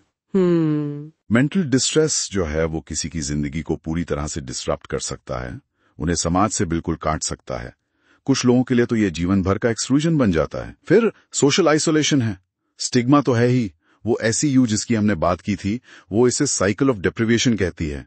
ये सारी मुश्किलें एक दूसरे से जुड़ी हुई हैं, एक दुष्चक्र जैसा। और इसमें अनएम्प्लॉयमेंट का क्या रोल है? अनएम्प्लॉयमेंट एक बहुत बड़ा ड्राइवर है एक्सक्लूजन का। हाँ। फाइनेंशियली तो है ही, क्योंकि कंजम्पशन आजकल स्टेटस सिंबल है। हाँ। सोशली भी, क्योंकि काम की जगह पर आपके नेटवर्क्स बनते हैं, वो कम हो जाते हैं।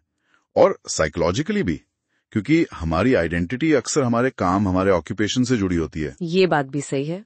तो क्या पुअर मेंटल हेल्थ एक्सक्लूजन का कारण बनती है, या एक्सक्लूजन के कारण मेंटल हेल्थ खराब होती है? दोनों तरफ से होता है।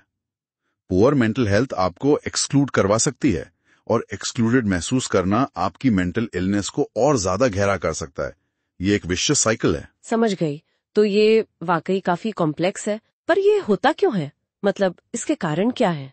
आपने रूथ लेविटास का जिक्र किया था, उन्होंने कुछ अलग अलग डिस्कोर्सेज या नजरियों की बात की है शायद। लेविटास ने 3 मुख्य डिस्कोर्सेज बताए हैं। ये डिस्कोर्सेज सोशल एक्सक्लूजन के कारणों को और उसके सॉल्यूशंस को अलग अलग तरह से देखते हैं। ये समझने में मदद करते हैं कि लोग या पॉलिसी मेकर्स एक्सक्लूजन को कैसे फ्रेम करते हैं। अच्छा, क्या है वो 3 डिस्कोर्सेज? पहला है MUD, यानी moral under class discourse. Moral under class? ये क्या है? ये नजरिया एक तरह से व्यक्ति या समुदाय को ही दोषी ठहराता है एक्सक्लूजन के लिए। मतलब ये कहा जाता है कि ये लोग खुद ही डिविएंट हैं, इमोरल हैं, या वेलफेयर पर जानबूझकर निर्भर हैं, अनहेल्दी आदतें हैं, क्रिमिनल हैं। अक्सर पुअर पेरेंटिंग या डिसफंक्शनल फैमिली को दोष दिया जाता है, जैसे कोई कहे कि ये लोग काम ही नहीं करना चाहते। ये तो ब्लेमिंग द विक्टिम जैसा लग रहा है। हाँ, बिल्कुल न्यूट्रल टोन। इसका क्रिटिक यही है कि ये नजरिया लोगों के असल हालात, उनकी मटेरियल कंडीशंस और समाज के जो बड़े स्ट्रक्चर्स हैं, जैसे रेस या क्लास, का प्रभाव उनको पूरी तरह से नजरअंदाज कर देता है। ठीक है। दूसरा डिस्कोर्स कौन सा है? दूसरा है SID, यानी social integrationist discourse. Social integrationist, ये किस पर जोर देता है? इसका मेन फोकस है पेड लेबर मार्केट। ये मानता है कि एक्सक्लूजन का मुख्य कारण है लोगों का नौकरी में ना होना, पेड वर्क से बाहर होना। अच्छा, तो सोल्यूशन सीधा है, लोगों को काम में लगाना, इंटीग्रेशन थ्रू वर्क। जो न्यू लेबर सरकार थी यूके में, वो इसी डिस्कोर्स से काफी प्रभावित थी।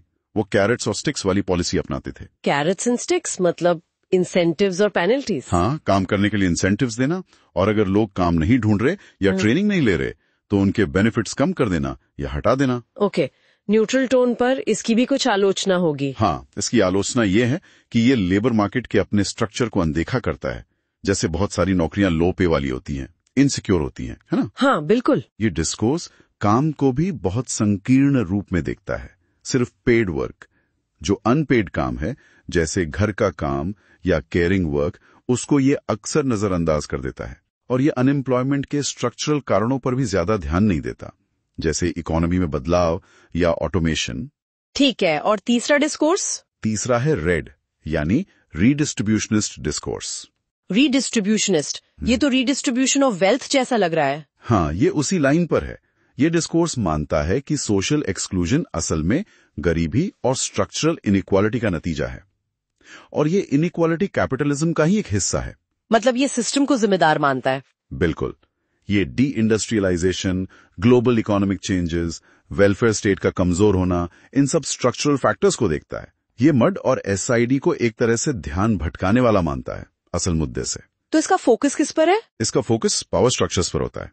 सवाल यह है कि कौन या क्या एक्सक्लूड कर रहा है। एक्सक्लूजन एक एक्टिव प्रोसेस है जिसमें पावर डायनामिक्स शामिल हैं। और सोल्यूशन? सोल्यूशन स्ट्रक्चरल चेंज में है। रिसोर्सेज का रीडिस्ट्रीब्यूशन, जैसे progressive tax reform, welfare state को मजबूत करना, सोशल सेफ्टी नेट्स को बढ़ाना। अच्छा। न्यूट्रल टोन ये डिस्कोर्स सोशल प्रोटेस्ट को सिर्फ क्रिमिनलिटी की तरह नहीं दिखता, बल्कि इसे सोशली एक्सक्लूडेड लोगों का एक मीनिंगफुल पॉलिटिकल एक्शन समझता है, अपनी आवाज उठाने का एक तरीका। तो ये 3 अलग अलग एक्सप्लेनेशंस हो गए, MUD, SID और RED। लेवार्टस कहती हैं कि ये आइडियल टाइप्स है, मतलब असलियत में चीजें इतनी साफ साफ बटी हुई नहीं होती, ज्यादा मिक्स्ड होती हैं। हाँ बिल्कुल। रियल वर्ल्ड पॉलिसीज और लोगों की सोच में अक्सर इन तीनों डिस्कोर्सेस के एलिमेंट्स मिले जुले होते हैं। और एक और बात याद रखनी जरूरी है, जैसे इंटरसेक्शनैलिटी कहते हैं। इंटरसेक्शनैलिटी? हाँ, मतलब एक्सक्लूजन के जो अलग अलग कारण हैं, जैसे किसी की mental health, ethnicity, class, gender, disability, age, ये अकेले काम नहीं करते हैं। ये आपस में जुड़कर, इंटरसेक्ट करके किसी व्यक्ति के अनुभव को और ज्यादा कॉम्प्लेक्स बनाते हैं। सही बात है। मतलब कोई गरीब दलित महिला का एक्सक्लूजन सिर्फ गरीबी या सिर्फ जाति या सिर्फ जेंडर के कारण नहीं होगा, बल्कि इन सब के मिले जुले असर के कारण होगा। बिल्कुल सही समझा आपने। और शायद सबसे जरूरी बात जो इस डिस्कशन से निकल कर आती है, वो ये है कि सोशल एक्सक्लूजन सिर्फ उन लोगों की समस्या नहीं है जो एक्सक्लूडेड हैं। ये पूरे समाज के लिए एक मुद्दा है। पूरे समाज के लिए? कैसे? देखिए, ये इक्वालिटी, सिटीजनशिप, सोशल स्टेबिलिटी और कोहीजन जैसे फंडामेंटल वैल्यू से जुड़ा है। अगर समाज का एक बड़ा हिस्सा कटा हुआ, अलग थलग महसूस करेगा, तो वो समाज ज्यादा पोलराइज्ड बनेगा, ज्यादा अनइक्वल बनेगा और ज्यादा अस्थिर भी हो सकता है। इसका असर तो फिर सब पर पड़ेगा। ये बहुत जरूरी बात है। तो ये था सोशल एक्सक्लूजन का कॉन्सेप्ट, उसकी परिभाषाएं, गरीबी से उसका रिश्ता, मेंटल हेल्थ से उसका लिंक और उसके पीछे के अलग अलग कारण या नजरिए। काफी गहरा और सोचने वाला मुद्दा है ये। चलिए अब आगे बढ़ते हैं। ठीक है, चलो अब सोशल एक्सक्लूजन को डिफाइन करते हैं। ये शब्द काफी सुनने में आता है, सोशल एक्सक्लूजन या सोशल मार्जिनलाइजेशन भी कहते हैं इसे। हाँ, हमारे स्रोतों में इसकी काफी चर्चा है। हाँ बिल्कुल, और ये समझना बहुत जरूरी है। सीधे शब्दों में कहें तो ये समाज में किसी व्यक्ति या ग्रुप को किनारे कर देने जैसा है। किनारे कर देना मतलब उन्हें सिस्टमैटिक तरीके से उन बेसिक अधिकारों, उन अपॉर्चुनिटीज और उन रिसोर्सेज से दूर रखना या वंचित कर देना जो बाकियों को, बाकी ग्रुप्स को आमतौर पर मिलते हैं। अच्छा, जैसे कि कौन सी चीजें? अरे बहुत सी चीजें। सोचिए, अच्छी नौकरी पाने का मौका, एक ठीक ठाक घर, बेसिक हेल्थ केयर, समाज में अपनी बात रखने का हक, मतलब सिविक एंगेजमेंट या डेमोक्रेटिक पार्टिसिपेशन जिसे कहते हैं, इन सबसे किसी को दूर कर देना। तो ये जानबूझकर होता है, सिस्टम से बाहर रखना। हाँ, कई बार जानबूझकर, कई बार अनजाने में सिस्टम ही ऐसा बना होता है। ये टर्म वैसे यूरोप में शुरू हुआ था, फ्रांस में सबसे पहले सुनने में आया, पर अब तो खैर ये education, sociology, psychology, politics, economics सब जगह यूज होता है। पर ये होता क्यों है? मतलब किस बेसिस पर होता है ये एक्सक्लूजन? देखिए, इसके कारण बहुत सारे हो सकते हैं और अक्सर ये एक दूसरे से जुड़े हुए भी होते हैं। हो सकता है किसी के सोशल क्लास की वजह से हो, या रेस, स्किन कलर, धर्म या एथनिक ओरिजिन के आधार पर। ओके। या फिर एजुकेशन लेवल कितना है, बचपन के रिश्ते कैसे रहे, लिविंग स्टैंडर्ड क्या है, यहाँ तक कि कोई कैसा दिखता है उसके लुक्स पर भी बेस्ड हो सकता है। लुक्स पर भी? अच्छा। हाँ, और लिस्ट यहीं खत्म नहीं होती। जैसे विकलांग लोग हैं, माइनॉरिटीज हैं, LGBTQ+ समुदाय के लोग हैं, या वो लोग जो नशे की लत से जूझ रहे हैं, या जो किसी इंस्टीट्यूशनल केयर से निकले हैं, बूढ़े लोग, जवान लोग, मतलब कोई भी। हाँ, कोई भी जो समाज के जो तयशुदा नॉर्म्स है ना, जो एक दायरा बना रखा है, उससे अगर कोई थोड़ा भी अलग दिखता है, तो उसे इस तरह के खुले या फिर छुपे हुए भेदभाव का शिकार होना पड़ सकता है। ओहो, यानी दायरा तो बहुत ही बड़ा है इसका। तो फिर का नतीजा क्या होता है ऐसे लोगों पर या पूरे समुदाय पर? नतीजा ये होता है कि ऐसे लोग या समुदाय जिस समाज में वो रह रहे हैं उसकी इकोनॉमिक, सोशल और पॉलिटिकल लाइफ में पूरी तरह से हिस्सा नहीं ले पाते। वो कट जाते हैं एक तरह से, अलग थलग पड़ जाते हैं। बिल्कुल। और हाँ, ये भी है कि कभी कभी ये एक्सक्लूडेड लोग या ग्रुप्स इसके खिलाफ आवाज भी उठाते हैं, प्रदर्शन करते हैं, प्रोटेस्ट करते हैं, लॉबिंग के जरिए अपनी बात रखते हैं। अच्छा, और आपने एक और बात कही थी कि ये मल्टी डायमेंशनल है, तो उसे थोड़ा और समझाएंगे? जरूर। मल्टी डायमेंशनल मतलब इसके कई पहलू होते हैं जो अक्सर एक साथ पाए जाते हैं। ये कोई एक अकेली प्रॉब्लम नहीं है जैसे सिर्फ गरीबी। ओके। इसे ऐसे भी समझ सकते हैं कि सोशल एक्सक्लूजन एक मल्टी डायमेंशनल प्रोसेस है जिससे धीरे धीरे सोशल रप्चर होता है। मतलब समाज से जो रिश्ते हैं, जो जुड़ाव है, वो टूटता जाता है। सोशल रप्चर इंटरेस्टिंग टर्म है। हाँ, ये ग्रुप्स और इंडिविजुअल्स को सोशल रिलेशंस और इंस्टीट्यूशंस से अलग कर देता है और उन्हें समाज की जो नॉर्मल स्वीकृत एक्टिविटीज है उनमें पूरी तरह शामिल होने से रोकता है।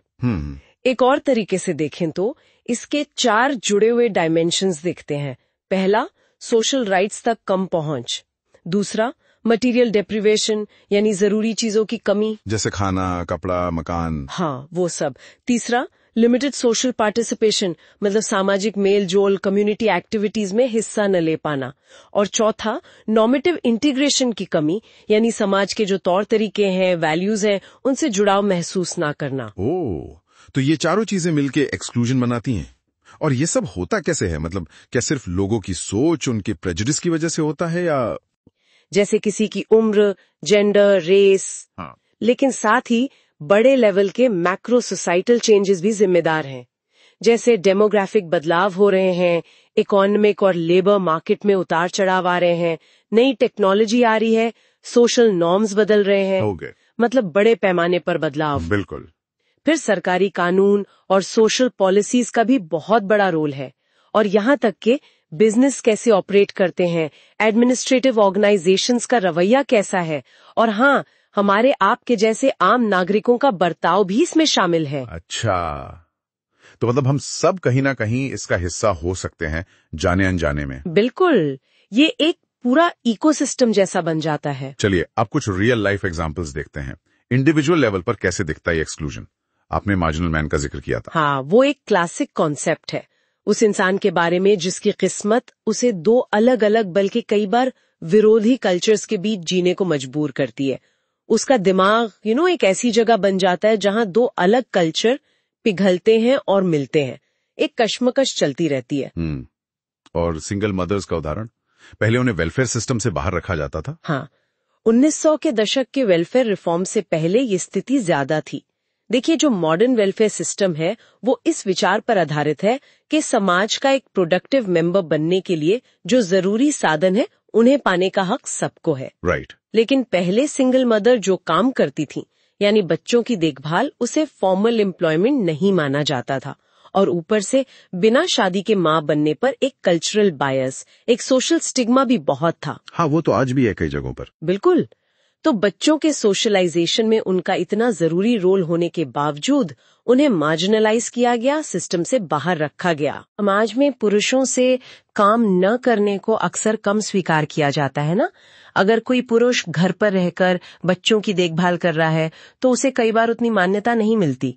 सिंगल फादर्स अक्सर अनदेखे रह जाते हैं। सही बात है। अब खैर चीजें थोड़ी बदल रही हैं। जैसे कुछ देशों में 8 हफ्ते की पैटर्निटी लीव का मिलना, ये एक अच्छा उदाहरण है।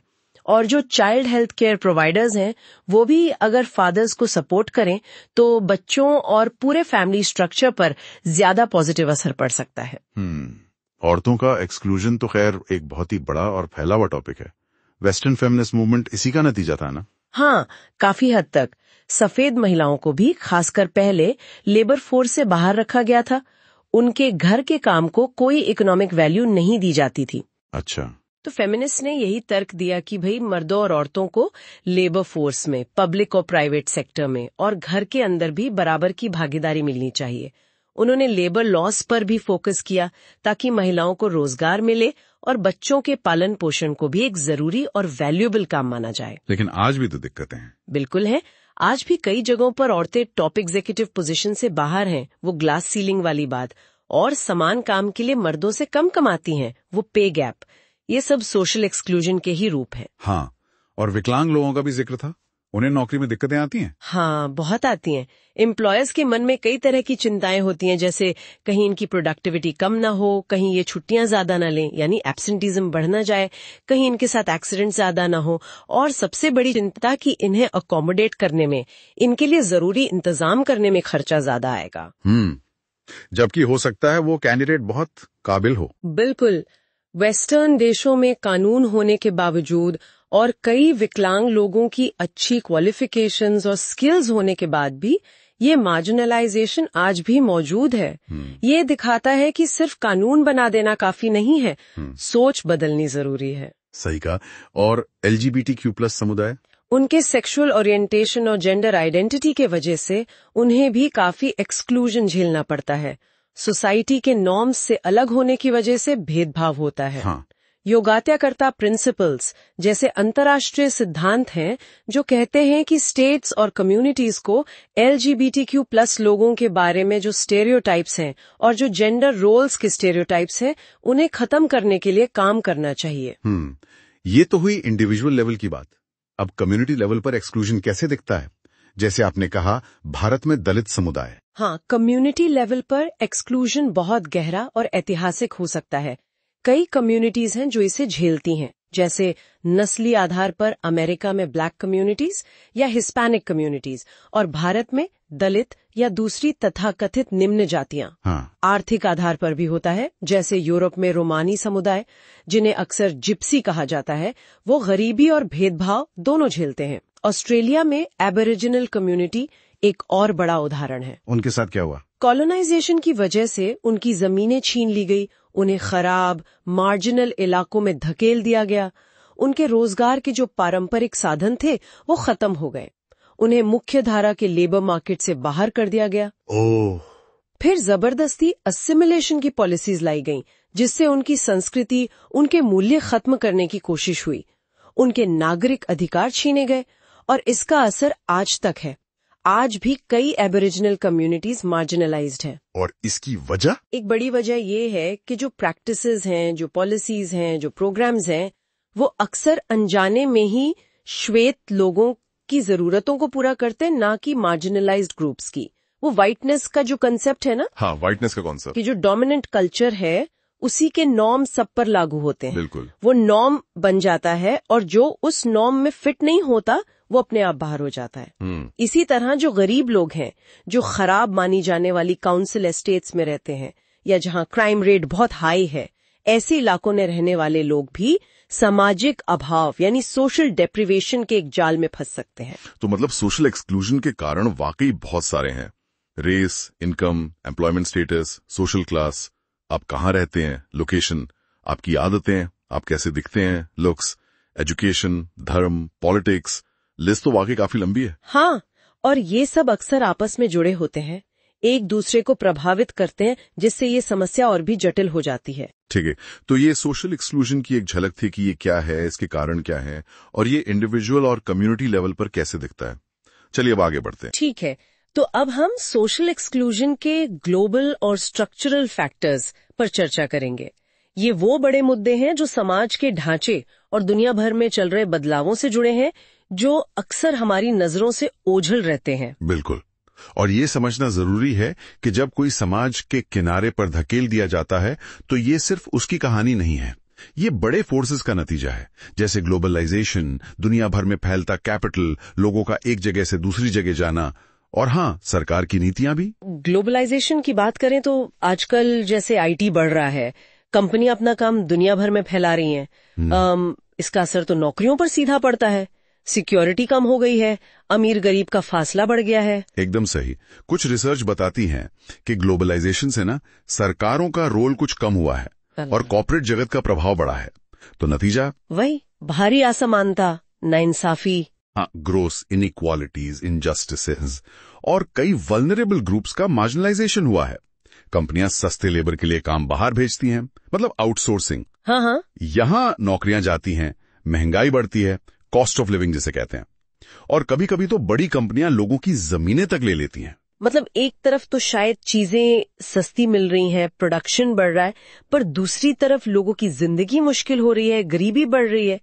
ये कैसा विरोधाभास है? और दिलचस्प बात यह है, जैसा कुछ स्टडीज इशारा करती हैं कि भारत जैसे देशों में कई बार गरीबी रेखा को ही इस तरह दिखाया जाता है कि असल तस्वीर छुप जाती है। ये नहीं दिखता कि कितने लोग ग्लोबलाइजेशन की वजह से असल में गरीबी में फंस गए हैं। अक्सर सरकारें और कॉरपोरेशंस इन गहरी समस्याओं पर आप कह सकते हैं कि उतना ध्यान नहीं देती, जिससे लोग समाज के हाशिए पर धकेल दिए जाते हैं। अच्छा, और ग्लोबलाइजेशन का असर सिर्फ इकोनॉमिक्स पर ही नहीं, हमारी भाषा और संस्कृति पर भी तो पड़ता होगा, जैसे अंग्रेजी या पश्चिमी सोच का दबदबा। हाँ बिल्कुल, इसे कुछ जानकार कहते हैं पोटेंशियल टू डाइल्यूट और even annihilate local cultures and traditions. मतलब ये स्थानीय संस्कृतियों और रिवाजों को कमजोर या खत्म भी कर सकता है। बिल्कुल, और कॉन्टेक्स्ट स्पेसिफिक रियलिटीज को नकार सकता है। ओहो, ये जो डोमिनेंट ग्लोबल डिस्कोर्सेज हैं, वो लोगों को अपनी जड़ों से कटा हुआ महसूस करा सकते हैं। एक तरह का कल्चरल डिस्प्लेसमेंट या डीलोकलाइजेशन का अनुभव। इससे लोगों की जो सुरक्षा की भावना है वो खतरे में पड़ जाती है। और इस इनसिक्योरिटी और डर का नतीजा, लोग या तो विस्थापित होते हैं, हाँ, या मजबूरी में वो डोमिनेंट ग्रुप में जबरदस्ती शामिल होने की कोशिश करते हैं, फोर्स्ड असिमिलेशन जिसे कहते हैं, या फिर समाज में और भी हाशिए पर चले जाते हैं। सही। और देखिए, ग्लोबलाइजेशन के साथ इमिग्रेशन भी बढ़ता है, लोग बेहतर मौके की तलाश में निकलते हैं। हाँ, ये तो है। पर नई जगह पर भी चुनौतियां कम नहीं होती। फर्गसन, लवालेट और विटमोर जैसे रिसर्चर्स बताते हैं कि इमिग्रेशन का वेलफेयर सपोर्ट प्रोग्राम्स तक पहुंच से गहरा नाता है। अच्छा, कैसे? न्यू कमर्स को अक्सर ये कहकर रिसोर्सेज से वंचित रखा जाता है कि वे अनडिजर्विंग फॉरेनर्स हैं। मतलब उन्हें public housing, health care benefits, employment support, social security जैसी बुनियादी चीजों से मना कर दिया जाता है। उन्हें ये साबित करना पड़ता है कि ये वे इसके हकदार हैं। हाँ बिल्कुल, और इस तरह उनका शोषण होता है, एक्सप्लॉयटेशन होता है, और वे उस देश में भी मार्जिनलाइज्ड हो जाते हैं जहां वे उम्मीद लेकर आए थे। पर यह बात थोड़ी चौंकाने वाली है कि वेलफेयर स्टेट्स जो मदद के लिए बनी है, वो भी एक्सक्लूजन का कारण बन सकती हैं। वेलफेयर पेमेंट्स तो मदद के लिए होते हैं ना? ये एक जरूरी नुक्ता है। देखिए, यंग जैसे विचारक का तर्क है कि वेलफेयर देना अपने आप में नए अन्याय पैदा कर सकता है। अच्छा, ये उन पर निर्भर लोगों को उन अधिकारों और स्वतंत्रताओं से वंचित करता है जो शायद दूसरों के पास हैं। अच्छा, ये मार्जिनलाइजेशन को खत्म नहीं करता, बल्कि लोगों को सोशली डिफाइंड तरीकों से अपनी क्षमता दिखाने से रोकता है। तो मतलब वेलफेयर सिस्टम लोगों पर नए नियम थोपता है, उन्हें सोशल स्टिग्मा और स्टीरियोटाइप्स का सामना करना पड़ता है, जो उन्हें और ज्यादा मार्जिनलाइज करता है। बिल्कुल, नीतियां जो बनती हैं वो समाज के डोमिनेंट विचारों को दर्शाती हैं और लोगों व उनकी जरूरतों के कैटेगरी बनाकर उन्हें और मजबूत करती हैं। विल्सन और बेरेसफोर्ड जैसे जानकार कहते हैं कि ये व्यक्ति की यूनिक सब्जेक्टिव एसेंस को अनदेखा करती हैं और डोमिनेंस का साइकिल जारी रखती हैं। और बेरोजगारी, अनएम्प्लॉयमेंट, खासतौर पे लंबे समय की बेरोजगारी, ये भी तो एक्सक्लूजन का एक बड़ा कारण है। हाँ बिल्कुल, यूरोपियन यूनियन में एक्सक्लूजन पर जो काम हुआ है उसमें अनएम्प्लॉयमेंट को एक मुख्य कारण माना गया है। क्योंकि नौकरी सिर्फ पैसा नहीं है। एग्जैक्टली। आधुनिक समाजों में पेड वर्क सिर्फ इनकम का जरिया नहीं, बल्कि व्यक्ति की identity, self worth, social networks और समाज से जुड़ाव का भी जरिया है। अब देखिए, ज्यादातर एक्सट्रीम सोशल एक्सक्लूजन के इंडिकेटर्स जैसे गरीबी और होमलेसनेस वो पैसे से जुड़े हैं, जो काम से आता है। तो लॉन्ग टर्म अनएम्प्लॉयमेंट से एक्सक्लूजन हो सकता है, खासकर उन देशों में जहां वेलफेयर सेफ्टी नेट्स कमजोर है। सही। इसलिए ज्यादातर नीतियां लेबर मार्केट पर फोकस करती हैं, या को लोगों को एम्प्लॉयबल बनाने पर, या एम्प्लॉयर्स को ज्यादा इंक्लूसिव होने के लिए प्रोत्साहित करने पर, या कभी कभी बाध्य करने पर। ईयू का इक्वल कम्युनिटी इनिशिएटिव इसी दिशा में एक उदाहरण है। धर्म के आधार पर भेदभाव या एक्सक्लूजन के बारे में क्या कहेंगे? ये भी काफी दिखता है। ये भी एक दुखद हकीकत है। कुछ धार्मिक परंपराओं में जो लोग शिक्षाओं से भटकते हैं उन्हें एक्सकम्युनिकेट या परिवार द्वारा शन करने की बात कही जाती है। और समाज के स्तर पर, समाज में भी लोगों को उनके धार्मिक विश्वासों के आधार पर एक्सक्लूड किया जा सकता है। प्यू रिसर्च सेंटर की एक स्टडी थी उसमें बताया गया कि करीब 61% देशों में धार्मिक अल्पसंख्यकों के खिलाफ सोशल हॉस्टिलिटी होती है। 61%? काफी ज्यादा है ये तो। हाँ, और इसमें पाकिस्तान, भारत, श्रीलंका, इराक और बांग्लादेश जैसे देशों के स्कोर सबसे ज्यादा थे। ये सोशल एक्सक्लूजन अक्सर इक्वल अपॉर्चुनिटी के मुद्दे से भी जुड़ा होता है ना? यूके और यूएस जैसे विकसित देशों में भी कुछ समूह मार्जिनलाइज्ड है। हाँ, और हाल की रिसर्च तो एक्सक्लूजन और ब्रेन फंक्शन के बीच संबंध भी देख रही है। दिमाग पर असर कैसे? यूनिवर्सिटी ऑफ जॉर्जिया और सैन डिएगो स्टेट यूनिवर्सिटी की स्टडीज बताती हैं कि एक्सक्लूजन महसूस करने से, वो जो सामाजिक बहिष्कार का अनुभव है, उससे ब्रेन फंक्शनिंग कमजोर हो सकती है और शायद लोग गलत निर्णय भी ले सकते हैं। और शायद इसका संबंध सब्सटेंस अब्यूज और क्राइम जैसी चीजों से भी हो सकता है। हाँ, ये संभव है। ये एक जटिल मसला है जिसके कई पहलू हैं। तो फिर इसका हल क्या है? सोशल इंक्लूजन मतलब बहिष्कार का ठीक उल्टा। हाँ, सोशल इंक्लूजन यानी ऐसी कोशिशें करना जिससे एक्सक्लूजन पैदा करने वाले हालात बदलें। वर्ल्ड बैंक इसे परिभाषित करता है, उन लोगों की एबिलिटी, अपॉर्चुनिटी और डिग्निटी को बेहतर बनाने की प्रक्रिया जो अपनी पहचान के आधार पर डिसएडवांटेज्ड हैं, ताकि वे समाज में हिस्सा ले सकें। अब बात करते हैं एक्सक्लूजन के नतीजों के, कॉन्सिक्वेंसेस की।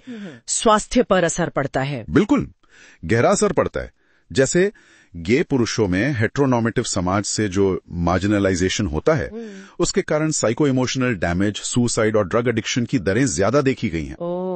रेसिज्म के स्वास्थ्य पर असर पर भी काफी शोध हो रहा है। माना जाता है कि क्रॉनिक स्ट्रेस से नस्लीय समूहों के बीच स्वास्थ्य असमानताएं पैदा होती हैं। और गरीबी का भी असर होता होगा, जाहिर है। हाँ, आर्लाइन जेरोनिमस और उनके साथियों ने पाया कि अत्यधिक गरीबी में रहने से जुड़े साइकोसोशल तनाव से उम्र से संबंधित बीमारियां जल्दी शुरू हो सकती हैं। डिट्रॉइट में एक स्टडी हुई थी जिसमें अलग अलग नस्ल के गरीब और मध्यम आय वाले लोगों के टीलोमेयर लेंथ को मापा गया, जो उम्र बढ़ने का एक बायोलॉजिकल मार्कर है। अच्छा। एक दार्शनिक है एक्सल हॉनेथ, वो इसे स्ट्रगल फॉर रिकॉग्निशन कहते हैं, यानी सामाजिक मान्यता और मूल्य से वंचित होना। राजनीति में मान्यता नागरिकता से मिलती है, अर्थव्यवस्था में पर्याप्त वेतन से मिलती है। जब ये नहीं मिलता तो व्यक्ति स्ट्रगल करता है। दर्शन और सोशल वर्क में इस पर कैसे सोचा जाता है? पोस्ट मॉडर्न और पोस्ट कॉलोनियल फिलॉसफी में मार्जिनलाइजेशन पर खास ध्यान दिया गया है, सुना है मैंने। हाँ बिल्कुल, वो सेंटर पे सवाल उठाते हैं और मार्जिनल संस्कृतियों और व्यक्तियों का अध्ययन करते हैं। सोशल वर्क प्रैक्टिस के लिए इसका मतलब है कि पर्सनल इज पॉलिटिकल, मतलब जो व्यक्तिगत समस्याएं दिखती हैं वो अक्सर बड़े सामाजिक ढांचों और उत्पीड़न यानी ऑपरेशन से जुड़ी होती हैं। तो सोशल वर्कर को क्या करना चाहिए? उनकी भूमिका क्या है? उन्हें उत्पीड़न को सिस्टमिक मानना चाहिए, व्यक्ति की गलती नहीं। नॉन जजमेंटल रवैया अपनाना बहुत जरूरी है। ऑपरेशन की इंटरसेक्टिंग नेचर को समझना, मतलब कैसे जाति, वर्ग, लिंग, धर्म वगैरह मिलकर किसी के अनुभव को प्रभावित करते हैं, और एंटी ऑपरेशन पर्सपेक्टिव से काम करना। व्यक्ति के लिव्ड एक्सपीरियंसेस, उनकी पृष्ठभूमि को समझना, उन ग्लोबल फोर्सेस को पहचानना जो लोगों को मार्जिनलाइज करती हैं, और सबसे जरूरी रिफ्लेक्सिव रहना, अपनी मान्यताओं पर सवाल उठाते रहना, कॉन्शियसनेस बढ़ाना और लोगों को एम्पावर करना। क्या एक्सक्लूजन की कोई कानूनी अवधारणा, कोई लीगल डेफिनेशन भी है? वियना डिक्लेरेशन भी कहता है कि अत्यधिक गरीबी और सोशल एक्सक्लूजन मानव गरिमा का उल्लंघन है, वायलेशन ऑफ ह्यूमन डिग्निटी है, और इसे खत्म करने के लिए कदम उठाना जरूरी है, जिसमें सबसे गरीब लोगों की भागीदारी सुनिश्चित करना भी शामिल है। ये तो थे ग्लोबल और स्ट्रक्चरल फैक्टर्स, काफी जटिल हैं ये। चलिए आगे बढ़ते हैं। ठीक है, तो अब हम गरीबी मतलब पॉवर्टी, इस मुद्दे पे जो जानकारी मिली है उसे थोड़ा देखते हैं। तो ये दिखाता है कि गरीबी कम करने की जो कोशिशें हैं वो शायद उतनी कामयाब नहीं हो पा रही। तो फिर ये सवाल आता है कि गरीबी को आखिर डिफाइन कैसे करते हैं? मुझे लगता है अलग अलग फील्ड शायद इसे अलग तरह से देखती होंगी। हाँ बिल्कुल, ये थोड़ा पेचीदा मामला है। अगर हम समाजशास्त्र के नजरिए से देखें, मतलब सोशियोलॉजिकल स्टैंड पॉइंट से, तो गरीबी वो हालत है जिसमें इंसान के पास सोसाइटी में ठीक से पार्टिसिपेट करने या अपना योगदान देने के लिए जरूरी रिसोर्सेज या कह लें कैपेबिलिटीज वो नहीं होती। अच्छा, रिसोर्सेज या कैपेबिलिटीज। हाँ, ये इकोनॉमिक डेफिनेशन से थोड़ा अलग है। इकोनॉमिक डेफिनेशन ज्यादातर इनकम और एक्सपेंडिचर पर फोकस करती है, जैसे वर्ल्ड बैंक करता है ना कि इतने डॉलर रोज। हाँ। सोशियोलॉजी देखती है बाहरी कारणों को, एक्सटर्नल एलिमेंट्स को, और ये मानती है कि गरीबी रिलेटिव होती है। रिलेटिव मतलब ये कि गरीबी इस बात पर निर्भर करती है कि कोई व्यक्ति किस जगह, किस समाज में रह रहा है, उसका कॉन्टेक्स्ट क्या है, वहां के हिसाब से उसके पास क्या कम है। ओके, ये पॉइंट इंटरेस्टिंग है। अच्छा, तो इसके कारणों पे क्या सोच है? मैंने सुना है कि मोटे तौर पर 2 तरह की विचारधाराएं हैं, आइडियोलॉजिकल फ्रेमवर्क्स। चारक है। वो मानते हैं कि गरीबी असल में सिस्टमिक फेलियर का नतीजा है। मतलब सिस्टम ही ऐसा है कि वो लोगों को वो साधन या टूल्स नहीं दे पाता जिनसे वो गरीबी से बच सके या उससे बाहर निकल सके। यानी सिस्टम की गलती है। हाँ, एक तरह से।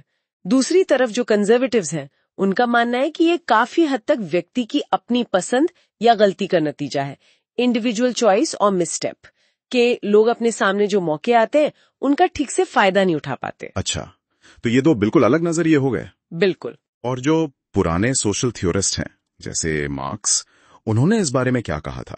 क्या उनके विचार आज भी रेलेवेंट लगते हैं? हाँ, बिल्कुल रेलेवेंट है। देखिए, मार्क्स और एंगल्स ने शायद सीधे सीधे गरीबी शब्द पर उतना फोकस नहीं किया होगा जितना उन्होंने समाज के इकोनॉमिक स्ट्रक्चर पर किया। लेकिन उनकी बातें गरीबी को समझने के लिए बहुत जरूरी हैं।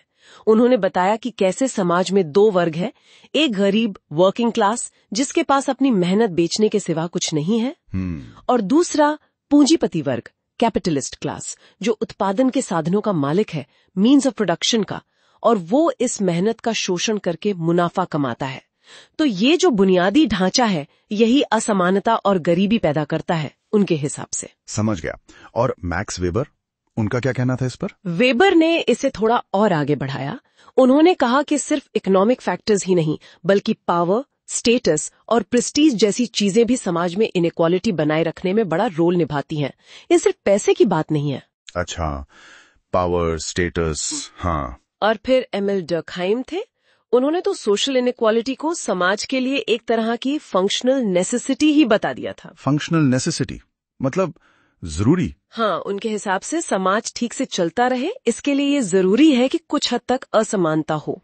हालांकि इस पर काफी बहस है, लेकिन इन शुरुआती समाजशास्त्रियों के जो विचार थे, उनकी गूंज आज भी गरीबी पर होने वाली बहसों में सुनाई देती है। एक शब्द आजकल काफी सुनने में आता है, अनडिजर्विंग पुअर। ये क्या है? क्या ये वही सोच है जहां कुछ लोगों को उनकी गरीबी के लिए खुद ही जिम्मेदार मान लिया जाता है? हाँ, बिल्कुल। ये वही पुरानी सोच है जो अलग अलग रूपों में आज भी जिंदा है, खासकर पॉपुलर बहसों में, पॉलिटिकल बहसों में, और कभी-कभी तो कुछ एकेडमिक स्टडीज में भी। लोगों के व्यक्तिगत बर्ताव, इंडिविजुअल बिहेवियर्स, या उनकी कथित लापरवाही, सपोज्ड फैक्टलेसनेस, या फिर उनकी नैतिक कमियों, मॉरल फेलिंग्स को गरीबी का मुख्य कारण बता दिया जाता है। इसी को अनडिजर्विंग पुअर कहा जाता है। मतलब वो गरीब जो शायद मदद के हकदार नहीं है क्योंकि वो खुद अपनी हालत के लिए जिम्मेदार है। हाल के दिनों में ऐसे तर्क भी दिए गए हैं कि जो वेलफेयर सिस्टम है, जो सरकारी मदद मिलती है, वो लोगों में वेलफेयर डिपेंडेंसी को बढ़ावा देती है। मतलब लोग काम करने की बजाय मदद पर निर्भर हो जाते हैं। अच्छा, ये तर्क तो सुना है। हाँ, या फिर कल्चर ऑफ वर्कलेसनेस जैसी बातें कही जाती हैं कि कुछ समुदायों में काम न करने का कल्चर बन गया है, या ट्रबल फैमिलीज का कॉन्सेप्ट इस्तेमाल होता है गरीबी समझाने के लिए। लेकिन क्या समाजशास्त्री इस बात से सहमत हैं? क्या एम्पिरिकल एविडेंस मतलब तथ्य और आंकड़े भी यही कहते हैं? नहीं, ज्यादातर समाजशास्त्री इन बातों को चुनौती देते हैं। वो एम्पिरिकल एविडेंस का इस्तेमाल करके दिखाते हैं कि ये जो व्यक्तिगत और अक्सर मनोवैज्ञानिक, साइकोलॉजिकल कारण बताए जाते हैं, वो पूरी कहानी नहीं है। उनका कहना है कि किसी व्यक्ति के व्यवहार या उसकी पसंद से कई ज्यादा जरूरी है उस व्यापक संदर्भ, ब्रॉडर कॉन्टेक्स्ट को समझना जिसमें वो रह रहा है। उसे मौके कितने मिल रहे हैं, अपॉर्चुनिटीज कितनी है। ये बात तो सही है। गरीबी को अक्सर लोग सीधे सीधे बेरोजगारी, अनएम्प्लॉयमेंट या वेलफेयर बेनिफिट्स लेने से जोड़ देते हैं। लेकिन ये सच नहीं है कि सारे बेरोजगार लोग गरीब होते हैं या सारे गरीब लोग बेरोजगार होते हैं। बहुत से गरीब लोग काम करते हैं फिर भी गरीब हैं। हाँ, वर्किंग पुअर जिन्हें कहते हैं। बिल्कुल। तो गरीबी को सिर्फ बेरोजगारी या वेलफेयर से जोड़ देना, ये असल में मुद्दे की जटिलता को कम करके आंकना है, उसे अनदेखा करना है। अच्छा, एक और दिलचस्प बात सामने आती है, ये कल्चरल टर्न और कंजम्पशन का रोल। क्या ये बात सच है कि आजकल लोग अपनी पहचान इस बात से ज्यादा बनाते हैं कि वो क्या खरीदते हैं, क्या इस्तेमाल करते हैं? हाँ, ये एक महत्वपूर्ण बहस है सोशियोलॉजी में।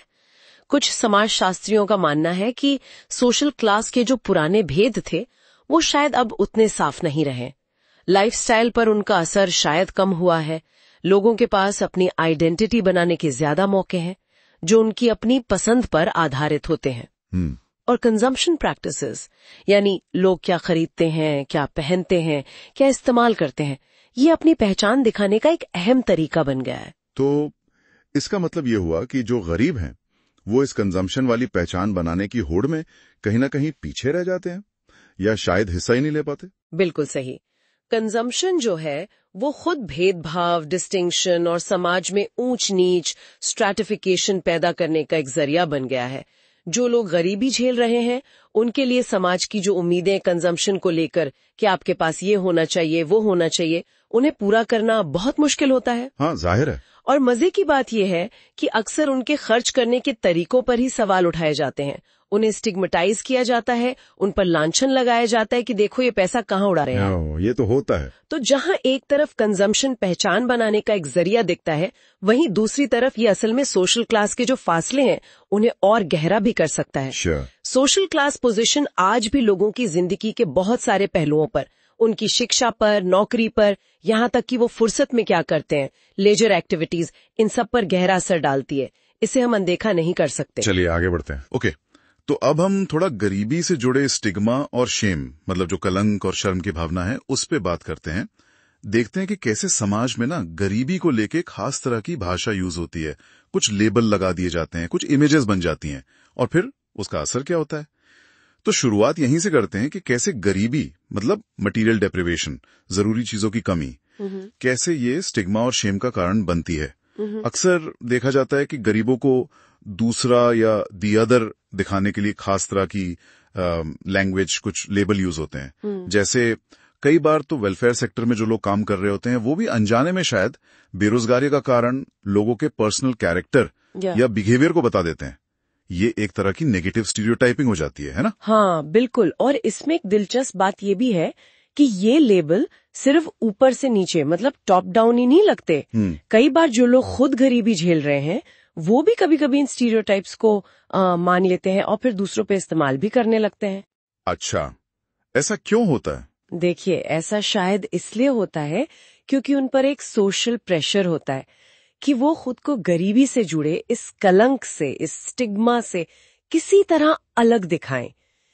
खुद को डिफेंड करने का एक तरीका शायद। समझ गया। ये तो हुई सामाजिक सोच वाली बात, लेकिन थोड़ा इकोनॉमिक एंगल पर आते हैं। सरकारें तो लंबे समय से कहती आई हैं कि भाई काम करो, काम करना गरीबी से बाहर निकलने का सबसे अच्छा रास्ता है।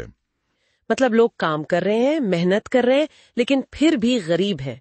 ये आज की गरीबी की एक बहुत बड़ी और कड़वी सच्चाई बन गई है। ये तो बहुत सीरियस बात है, काम करते हुए भी गरीबी से ना निकल पाना।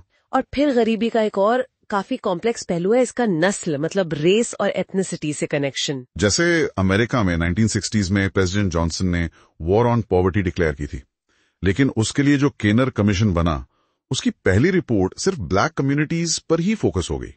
उनके क्राइम रेट्स, उनके साथ जो भेदभाव का इतिहास रहा उस पर। हाँ, और क्रिटिक्स कहते हैं कि इससे ना गरीबी के जो ब्रॉडर इश्यूज थे उनको समझने का एक मौका कहीं ना कहीं मिस हो गया। सही बात है, और आंकड़े भी तो यही दिखाते हैं। अमेरिका में आप देखें तो अश्वेतों, हिस्पैनिक्स और अमेरिकन इंडियंस में गरीबी दर श्वेतों और एशियंस के मुकाबले काफी ज्यादा है। हाँ बिल्कुल। और इन असमानताओं को देखकर कई स्कॉलर्स ये निष्कर्ष निकालते हैं कि जो सरकारी सिस्टम है वो रिसोर्सेज और सर्विसेज को अनइक्वल बेसिस पे बांटता है। कुछ तो यहाँ तक मानते हैं कि रेसिज्म यानी नस्लवाद की जो अंडरकरेंट्स है वो सोशल स्ट्रैटिफिकेशन, समाज के बंटवारे में एक बड़ा रोल प्ले करती हैं। इसके कुछ उदाहरण हैं क्या? हाँ, जैसे देखिए, मॉनेटरी पॉलिसी जो बनती है, मान लीजिए लेबर मार्केट को सहारा देने के लिए, वो शायद सभी नस्लीय समूहों की बराबर रक्षा नहीं कर पाती। या फिर हाउसिंग में असमानताएं देखिए, अमेरिका में श्वेतों के मुकाबले अश्वेतों और हिस्पैनिक्स में घर के मालिक होने की दर काफी कम है, और जो इलाके घनी गरीबी वाले हैं उनमें ज्यादातर रहने वाले लोग अश्वेत या हिस्पैनिक ही होते हैं। ये पैटर्न सिर्फ अमेरिका में ही नहीं है ना, यूरोप में भी इमिग्रेशन बढ़ने के बाद कई लो इनकम वाले नस्लीय और जातीय समूह शहरों में आए हैं, और कुछ लोग उनके इकोनॉमिक सोशल पिछड़ेपन का दोष इस बात पर मढ़ देते हैं कि वो लोग इंटीग्रेट नहीं होना चाहते या एम्बिवेलेंट हैं। हाँ, ये नैरेटिव सुना है। और साउथ अफ्रीका में भी अपार्थाइड खत्म होने के बाद भी इनकम और रोजगार में भारी इनइक्विटी है, और अश्वेतों के लिए अपवर्ड मोबिलिटी मतलब ऊपर उठने की दर काफी कम है। बिल्कुल। तो ये सवाल खड़ा होता है, क्या रेसिज्म ही गरीबी का कारण है? माइकल हैरिंगटन ने 1962 में अपनी किताब द अदर अमेरिका में यही तर्क दिया था। उन्होंने कहा था कि अमेरिका में जो लंबे समय से मौजूद स्ट्रक्चरल और कल्चरल रेसिज्म है, उसने समाज को इस तरह बांटा है कि गरीबी एक पीढ़ी से दूसरी पीढ़ी तक जाने वाली परंपरा जैसी बन गई है। लेकिन दूसरी तरफ ये भी सच है कि कई देश रेसिज्म के अवशेषों को हटाने के लिए काफी बड़े कदम उठा रहे हैं, फिर भी गरीबी दर या तो स्थिर है या बढ़ रही है। तो इससे लगता है कि शायद सिर्फ रेसिज्म ही नहीं, और भी फैक्टर्स हैं जो काम कर रहे हैं।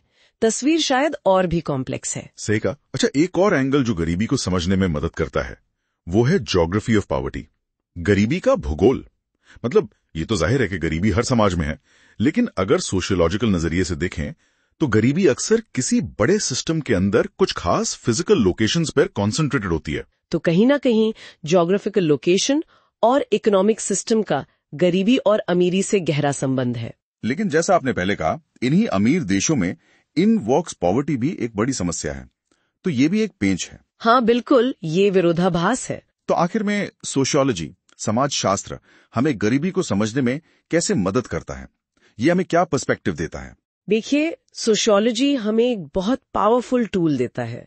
ये हमें इंडिविजुअल परेशानियों को सिर्फ व्यक्तिगत न देखकर समाज के बड़े इकोनॉमिक और पॉलिटिकल इंस्टीट्यूशंस के हिस्से के रूप में देखने में मदद करता है, और उन मुद्दों पर क्रिटिकली सोचने की इजाजत देता है जिन्हें वरना शायद बहुत सरलता से समझ लिया जाता है या गलत समझ लिया जाता है। जैसे कि समाजशास्त्र इनइक्वालिटी, असमानता के मुद्दे पर फोकस करता है कि कैसे अमीर और अमीर हो रहे हैं और जो मेजॉरिटी है उसके लिए जिंदगी मुश्किल होती जा रही है। ये दिखाता है कि अवसर की सच्ची समानता मतलब ट्रू इक्वालिटी ऑफ अपॉर्चुनिटी शायद मौजूद नहीं है, भले ही लोग मेरिटोक्रेसी में कितना भी विश्वास करते हो। मेरिटोक्रेसी यानी योग्यता तंत्र कि मेहनत से सब मिलता है। हाँ, और रिसर्च ये भी बताती है कि जिन देशों में आय गरीबी की दर कम है वे अक्सर इक्वालिटी यानी समानता पर ज्यादा फोकस करते हैं। सिर्फ इंडिविजुअल रिस्पॉन्सिबिलिटी पर जोर देने से जो स्ट्रक्चरल इश्यूज हैं, जो ढांचागत समस्याएं हैं, वो छिप सकती हैं। सच तो ये है कि आप जीवन में कहाँ से शुरू करते हैं, आपकी स्टार्टिंग पोजीशन क्या है, इसका बहुत गहरा असर पड़ता है कि आप कहाँ तक पहुंचेंगे। तो मतलब गरीबी सिर्फ पैसे की कमी का मामला नहीं है, इसमें समाज का नजरिया, स्टिग्मा, इकोनॉमिक सिस्टम के बदलाव, रेसिज्म, ज्योग्राफी, ये सब कुछ जुड़ा हुआ है।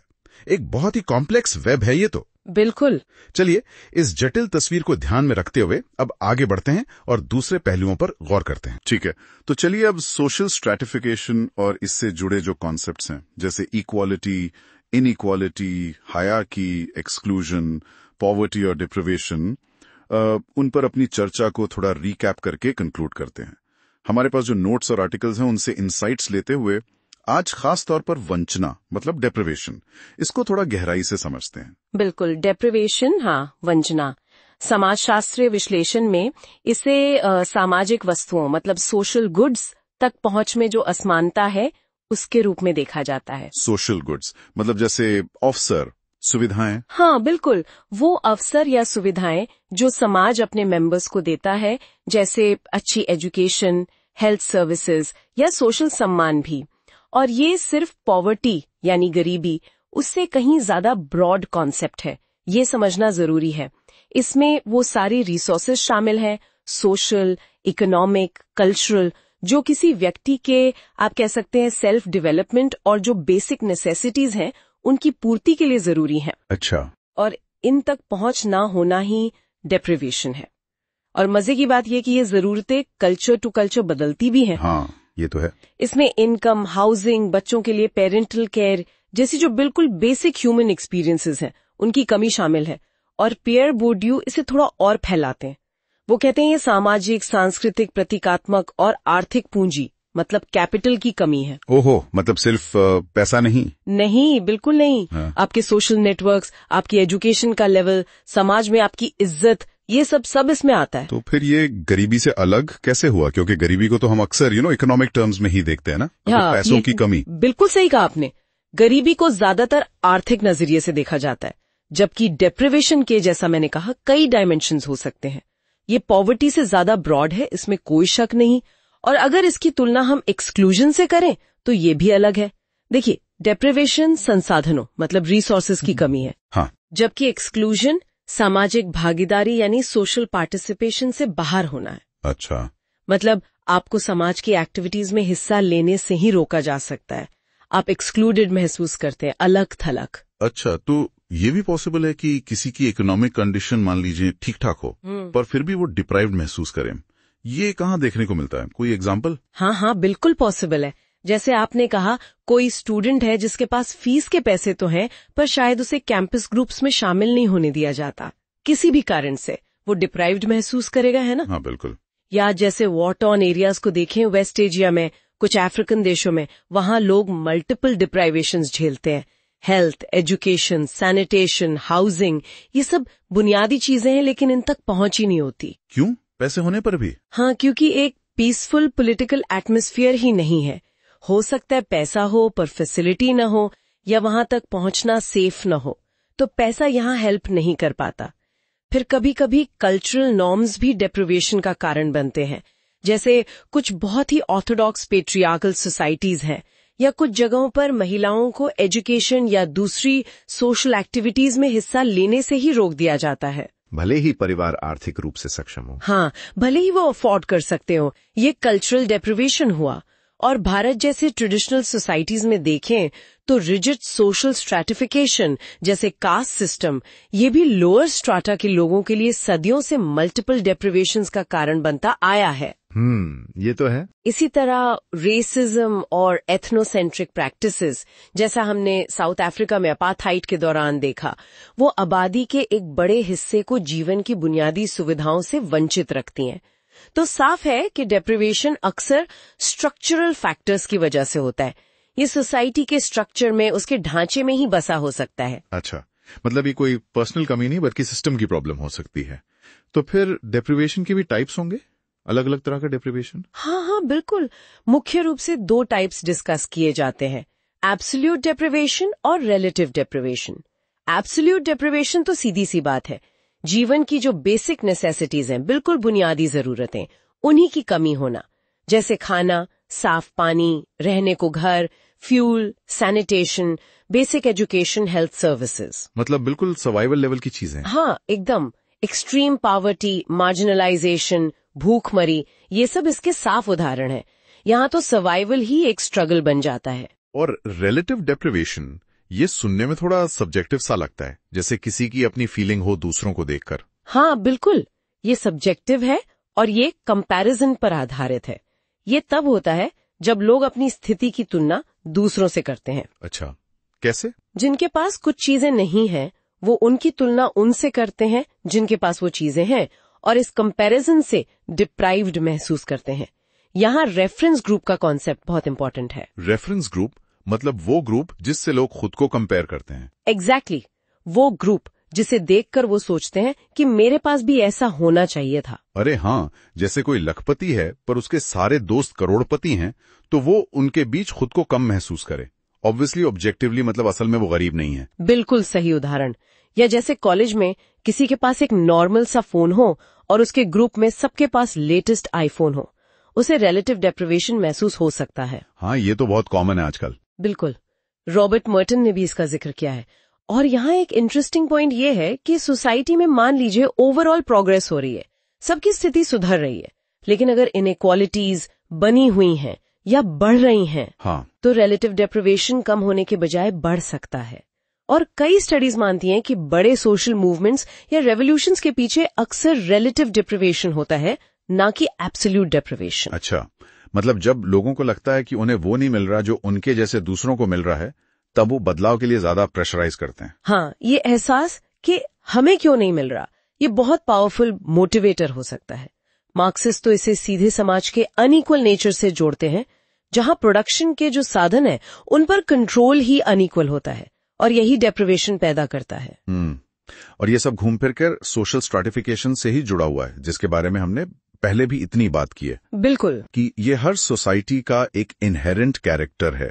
ये हिस्टोरिकल है, यूनिवर्सल है और हाई लो डिफरेंशिएशन पर बेस्ड है। ये स्ट्रैटिफिकेशन ही अक्सर डेप्रिवेशन का आधार बनता है ना? एकदम सही। ये दोनों कॉन्सेप्ट्स बहुत गहरे जुड़े हुए हैं। स्ट्रैटिफिकेशन स्ट्रक्चर बनाता है और डेप्रिवेशन उसका नतीजा हो सकता है। ठीक है, तो उम्मीद है कि सोशल स्ट्रैटिफिकेशन और इससे जुड़े कॉन्सेप्ट्स जैसे equality, inequality, hierarchy, exclusion, poverty और खासकर डेप्रिवेशन पर हमारी आज की ये चर्चा सबको उपयोगी लगी होगी। यहाँ एक सोचने वाली बात यह भी है कि आज की हाइपर कनेक्टेड दुनिया में जहां सबकी जिंदगियां सोशल मीडिया पे इतनी विजिबल हैं, क्या ये रिलेटिव डेप्रिवेशन का एहसास पहले से ज्यादा बढ़ रहा है और उसके क्या सोसाइटल इम्पैक्ट्स हो सकते हैं? ये एक अहम सवाल है। खैर, यूपीएससी टॉपिक्स पर ऐसी ही और गहरी चर्चाओं के लिए द यूपीएससी पॉडकास्ट चैनल को सब्सक्राइब करें। धन्यवाद। जय हिंद।